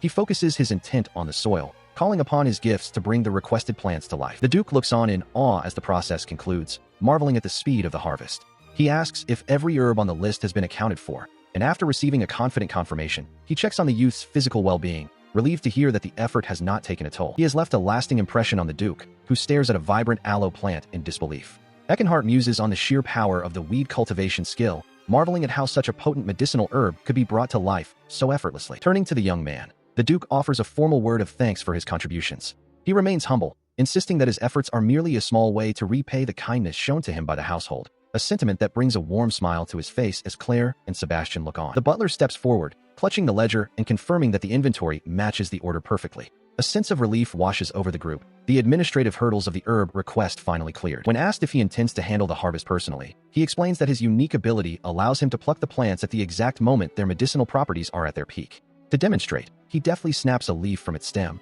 a simple action that leaves the seasoned Duke wide-eyed with surprise at the efficiency of the process. Within a short span of time, a massive pile of harvested herbs sits in the courtyard, a testament to his unnatural speed. Leo stands guard nearby, her massive white form a silent sentinel over the fruits of her companion's labor. Shifting the conversation to more practical matters, Eckenhart inquires about his proficiency with a blade. He admits with a sheepish look that his experience is limited to swinging a short sword during his time in the forest, confessing a lack of formal training in weaponry. The Duke falls silent for a moment, his gaze narrowing as he considers the implications of the young man's vulnerability. He emphasizes that despite having a powerful protector like the great white wolf by his side, personal self-defense is a necessity in their world. Leo lets out a cheerful bark, seemingly agreeing with the Duke's assessment of the situation. A shadow of concern crosses his face as the Duke warns him of the inevitable consequences of his success. While the sale of these high-quality herbs is guaranteed to be profitable, Such prosperity will inevitably draw the attention of those who would seek to exploit or harm the one responsible for them. The Duke concludes by explaining that information is a commodity that is nearly impossible to keep fully contained, regardless of how much the ducal house tries to shield him. As Sebastian prepares the bags for transport, the weight of his new reality begins to sink in. His extraordinary gifts have made him a target. The conversation turns toward the seemingly humble nature of the harvest, yet the weight of the situation remains. Eckenhard explains that in this realm, people are heavily dependent on medicinal herbs for healing. He points out that Takumi's ability to easily cultivate plants like aloe is a significant advantage that cannot be overlooked. He continues with a darker warning. The ability to grow rare herbs implies the potential to cultivate deadly poisons. This talent could draw the eyes of dangerous merchants or make him a target for established herbalists who see him as a threat. The young man swallows hard, the gravity of his gift sinking in. The Duke's gaze sharpens as he advises the youth to learn the means to protect himself. While the mansion offers safety, the world outside is unpredictable, and he cannot rely on his massive wolf companion to be by his side every second. Prompted by this realization, the young man asks what he should do if he were to take up a weapon. In response, the Duke offers to personally instruct him in the art of the sword. He is visibly stunned by the offer, but Sebastian quickly chimes in, explaining that the master has a persistent habit of wanting to train anyone he deems to have potential. As the Duke lets out a boisterous laugh, the butler reveals that his master's skill is legendary, rivaling or even surpassing the kingdom's knight commander. The news leaves the young man in awe, while the Duke jokingly suggests the commander simply needs more practice. He clarifies that the knight commander is often bogged down by administrative duties, which limits his time for training. They stand together in the courtyard, surrounded by the fruits of a day's labor. Placing a firm hand on the youth's shoulder, he declares that the sword is the foundation of all combat. Mastering it makes learning any other weapon much easier. Nearby, his daughter sighs, noting that this is her father's favorite personal philosophy. Suddenly energized, he decides that training should begin immediately, much to the young man's frantic surprise. His daughter quickly intervenes, reminding her father that their guest is likely exhausted from his supernatural exertions, finally convincing the Duke to postpone the lesson for the day. He receives a final word from the Duke, who reminds him that their training begins tomorrow. Although the prospect of the sword is daunting, he accepts the challenge with a resolute nod. He is soon approached by the butler, who carries a familiar object.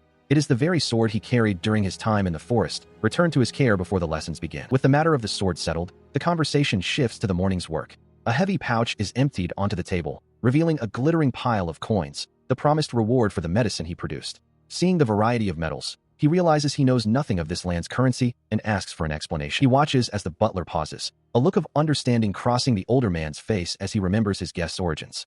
He reassures the young man, offering to clarify the complexities of their monetary system. He begins with the most basic unit, the iron coin, explaining that it takes 100 of them to equal a single copper coin.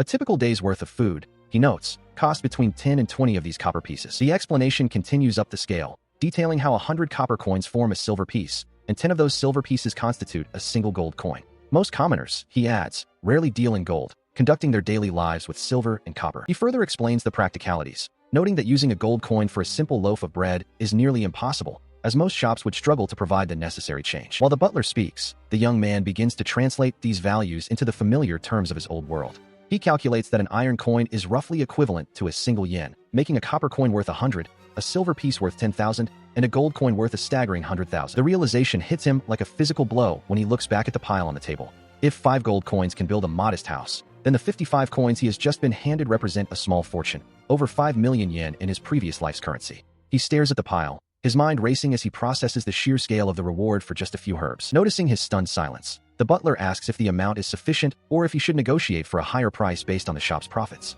Overwhelmed by the sudden wealth, the young man frantically insists that it is far more than enough, bowing in deep gratitude and thanking the older man profusely. Still clutching the heavy pouch of gold, the young man turned his attention to the butler. He insisted on repaying the funds he had been lent for his recent shopping trip in the town of Lactose. While the elder servant tried to waive off the debt, suggesting it was unnecessary, the youth remained firm, explaining that he wouldn't be able to rest easy until the matter was settled. Watching the exchange, the Duke couldn't help but smile at such a display of integrity. Seeing his resolve, the butler leaned in close to whisper the exact cost of the previous purchases.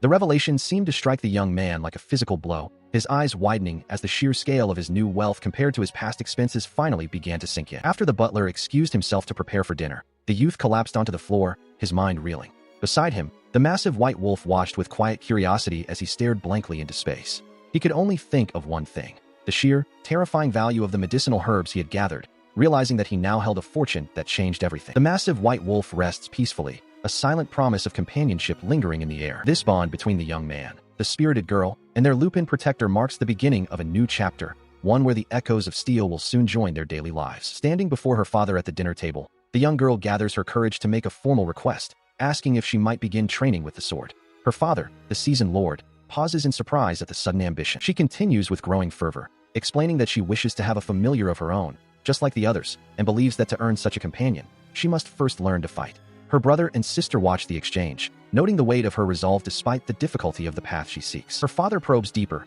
questioning why the desire for a familiar is so strong that she would seek the path of a warrior. He reminds her that such a wish is not granted lightly, while her sister looks on with a mixture of concern and understanding. The girl admits that while she cannot fully articulate the reason, she feels an undeniable sense of duty, a calling that tells her she must be prepared. Across the table, the young man listens intently, sensing the gravity of the intuition driving her. Seeing a reflection of his eldest daughter's spirit in her, the Lord warns that the creatures of the world do not submit to the weak. She responds instantly with a shout of affirmation, her eyes bright with the knowledge of what is required of her. He remains stern, cautioning her that the way of the sword is no mere game and will inevitably lead to pain and hardship. Undeterred, she stands her ground, declaring that no amount of suffering will sway her from her goal. Softening his gaze, the father finally concedes, acknowledging that learning self-defense is a wise pursuit regardless of her ultimate aim. The girl's face lights up with pure joy as he agrees to begin her instruction. She beams with gratitude, thanking him profusely as the tension at the table dissolves into a shared moment of familial support. While her sister reminds her that her academic studies must not fall behind, the young man quietly resolves to redouble his own efforts alongside her. He is still resting in the quiet morning light as the sun begins to filter through the windows of the guest quarters.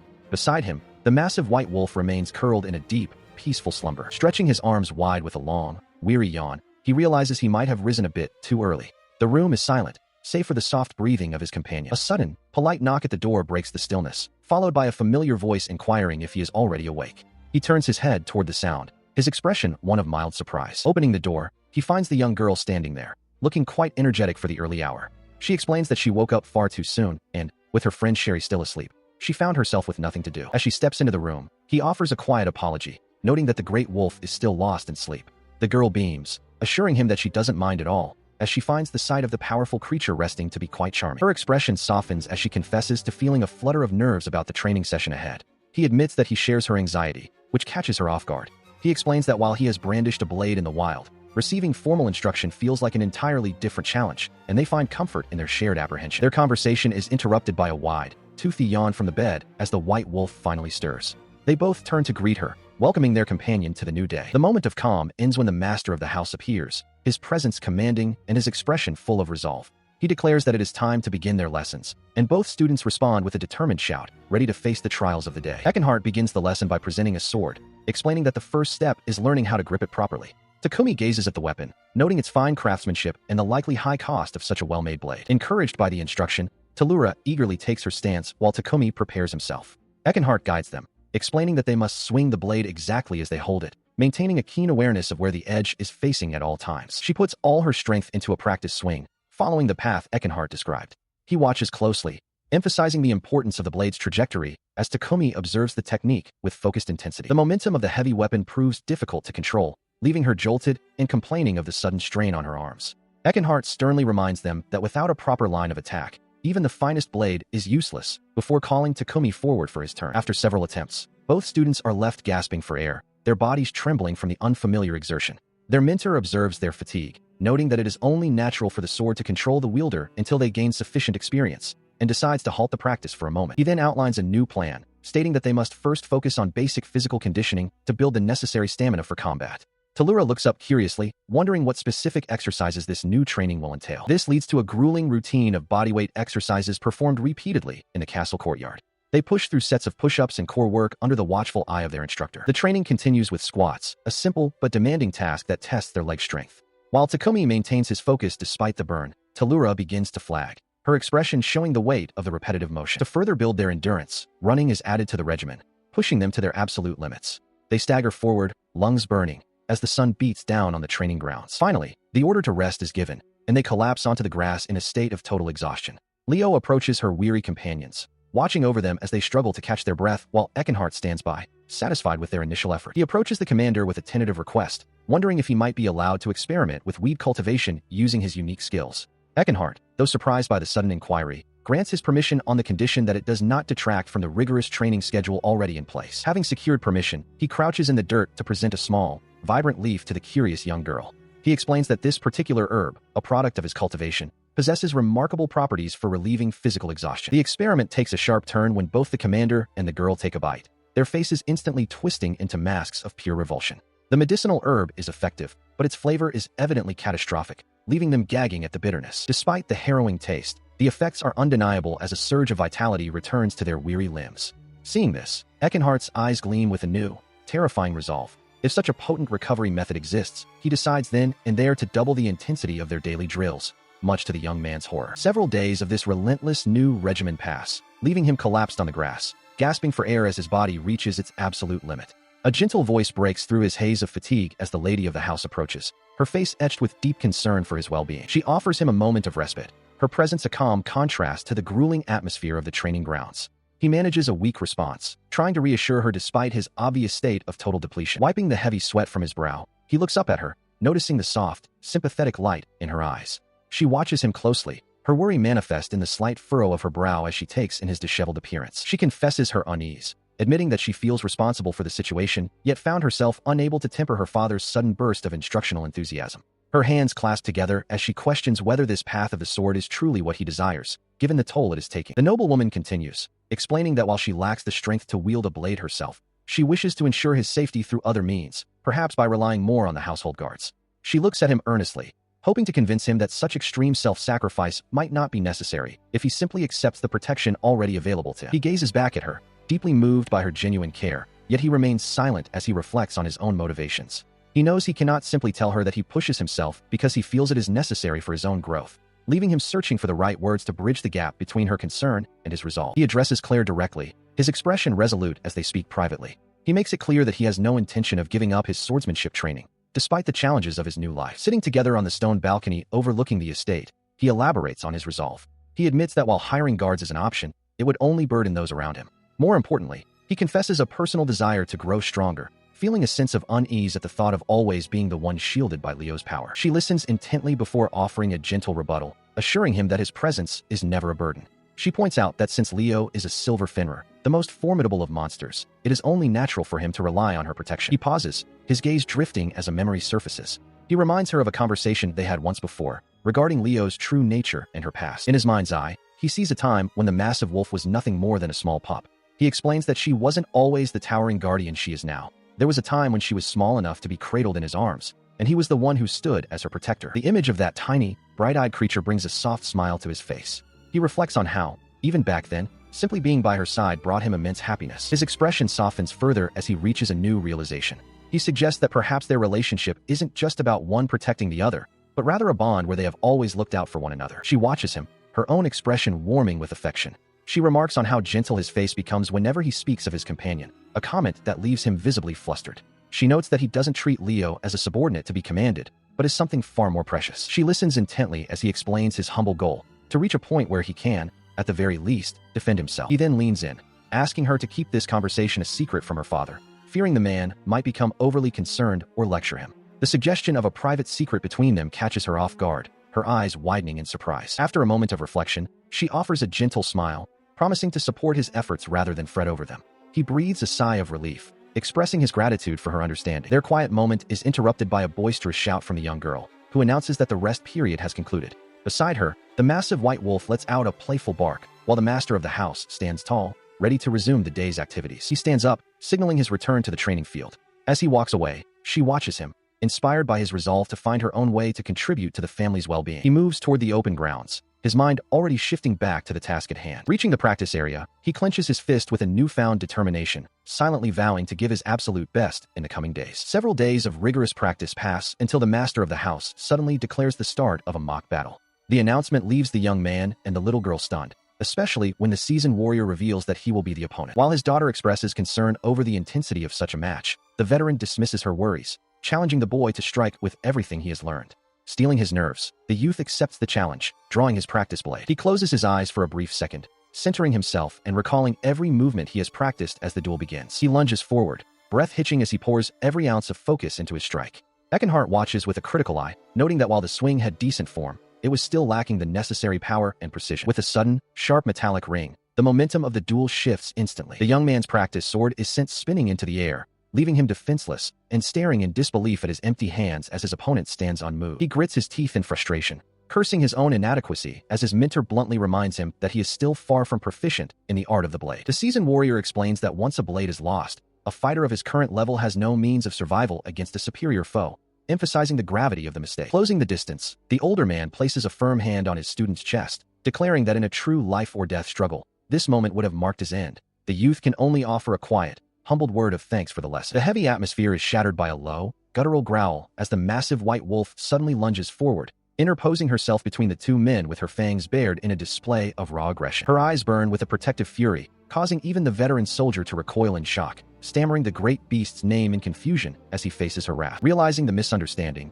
the boy rushes to intervene, frantically explaining to his companion that this was merely a lesson and that he wasn't in any real danger from the Duke, pleading with her to stand down. As the tension slowly ebbs, he accepts the reality of his current weakness, knowing that for a novice, such a defeat is a necessary step on a long journey toward mastery. He quickly offers an apology to Eckenhart, explaining that the massive wolf simply misunderstood the situation. Eckenhart, still slightly shaken by the beast's sudden appearance, asks if everything is truly all right, his gaze lingering on the powerful creature standing calmly by the young man's side. In response to the tension, the seasoned warrior begins to bow repeatedly, insisting that he isn't bothered by the interruption at all. As he humbles himself before the divine beast, Tellura's voice rings out across the courtyard, calling for her companion's attention. Watching from the sidelines, Clare remarks to Sebastian how startled she was to see the wolf move so fast, appearing by her father's side in an instant. She muses that this must be the legendary silver Fenrir spoken of in tales. Meanwhile, the young man reaches out to stroke the thick white fur, softly apologizing for causing such worry and thanking his loyal friend for her protective instinct. With the misunderstanding resolved,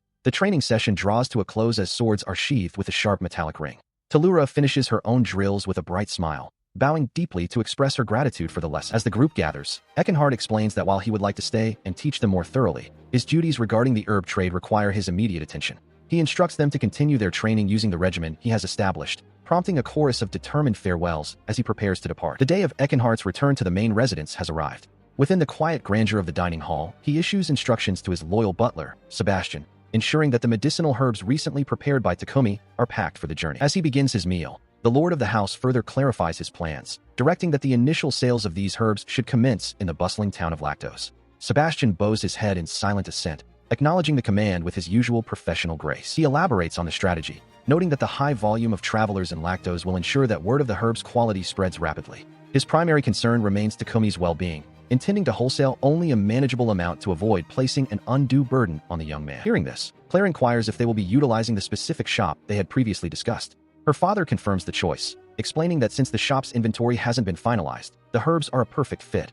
Meanwhile, Takumi listens intently, curious about the nature of this mysterious establishment, but deciding to wait until the venture begins to see it for himself. The group continues their breakfast in the spacious, sunlit room, the atmosphere one of calm preparation before the day's departures. While the others discuss logistics, the young man's gaze drifts to the plate of sausages before him, a quiet realization dawning that there is still much about this world and its inner workings that remains hidden from him. He feels a slight disconnect from the high-level planning, his thoughts turning instead to his constant companion. He breaks his silence to politely ask if it would be possible to request a few more sausages later in the day. The request catches the nobles off guard, prompting Clare to ask with a smile if the extra portions are intended for the massive white wolf waiting nearby. He confirms this, explaining his intention to use the treats to teach the creature a bit more restraint, especially after her impulsive intervention during the previous day's mock battle. Eckenhart chuckles softly, admitting that even he was caught off guard by the wolf's sudden appearance and found himself unable to react. The seasoned warrior looks thoughtful, acknowledging that while it was fortunate the beast obeyed the command to stop, the idea of formal discipline for such a powerful creature is a significant undertaking. He continues his warning, noting that a rampage from a creature of Leo's size would be catastrophic. Takumi simply nods in solemn agreement, acknowledging the weight of the responsibility. As the meal continues, the nobleman suggests that Clare should also join them to witness the training session. She agrees, and he expresses his own desire to see the results of Takumi's methods firsthand. Once the breakfast concludes, the group moves outside. The quiet dignity of the estate's architecture stands tall as they prepare for the demonstration in the open air of the courtyard. Standing before the massive white wolf, the young man begins his instruction. He explains the importance of the wait command, sternly telling her that she must not lunge for the sausages the moment they appear, as this exercise is about discipline and patience. Nearby, the master of the house prepares a fire elemental candle, its flame flickering with magical intensity. He admits the method might seem a bit rigorous, but insists it is a necessary precaution to ensure the safety of both the household and the surrounding town. The training begins in earnest as a maid approaches with the enticing scent of grilled meat. The wolf's excitement is immediate, her tail wagging and eyes bright, while her trainer struggles to maintain order amidst her enthusiastic whines. Suddenly, a blur of white motion streaks across the courtyard. The speed is so great that it leaves the onlookers gasping in surprise as the disciplined atmosphere evaporates in an instant. With a satisfied look in her eyes, the great beast begins to chew.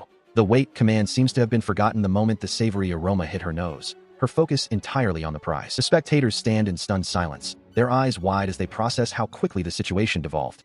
Even the composed maids and the noblewoman can only stare at the empty space where the sausages once were. He sighs, realizing his attempt at discipline was a complete failure as the wolf happily finishes her snack. Eckenhart turns to Clare, asking if she even saw what happened, but she can only admit that the wolf moved far too fast for her eyes to follow. He continues the training, sternly warning the massive wolf not to let the delicious aroma of the treats lead her astray, a sentiment Clare echoes for her own smaller companion, Sherry. Eckenhart observes the scene, noting that since they have only just begun, repetitive practice is the only way forward. Despite the instructions, the training quickly devolves into a repetitive cycle of failure as the great wolf repeatedly lunges for the sausages the moment they are presented. Each attempt ends the same way, with the treats disappearing into her maw before the command to wait can even take hold. Seeing the lack of progress, he sighs, wondering if the task is simply too difficult for her at this stage. He calls both wolves over, hoping a change in approach might yield better results while the others watch with a mix of amusement and concern. Eckenhart steps in, suggesting that since the current method seems insufficient, they should try one more specific test to gauge her discipline.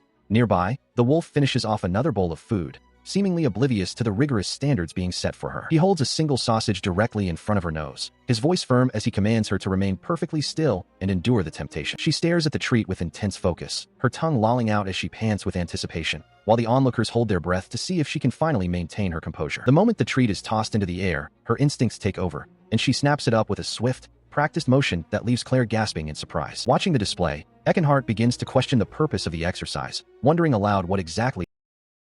Frustrated by the lack of discipline, the next attempt will be the absolute last.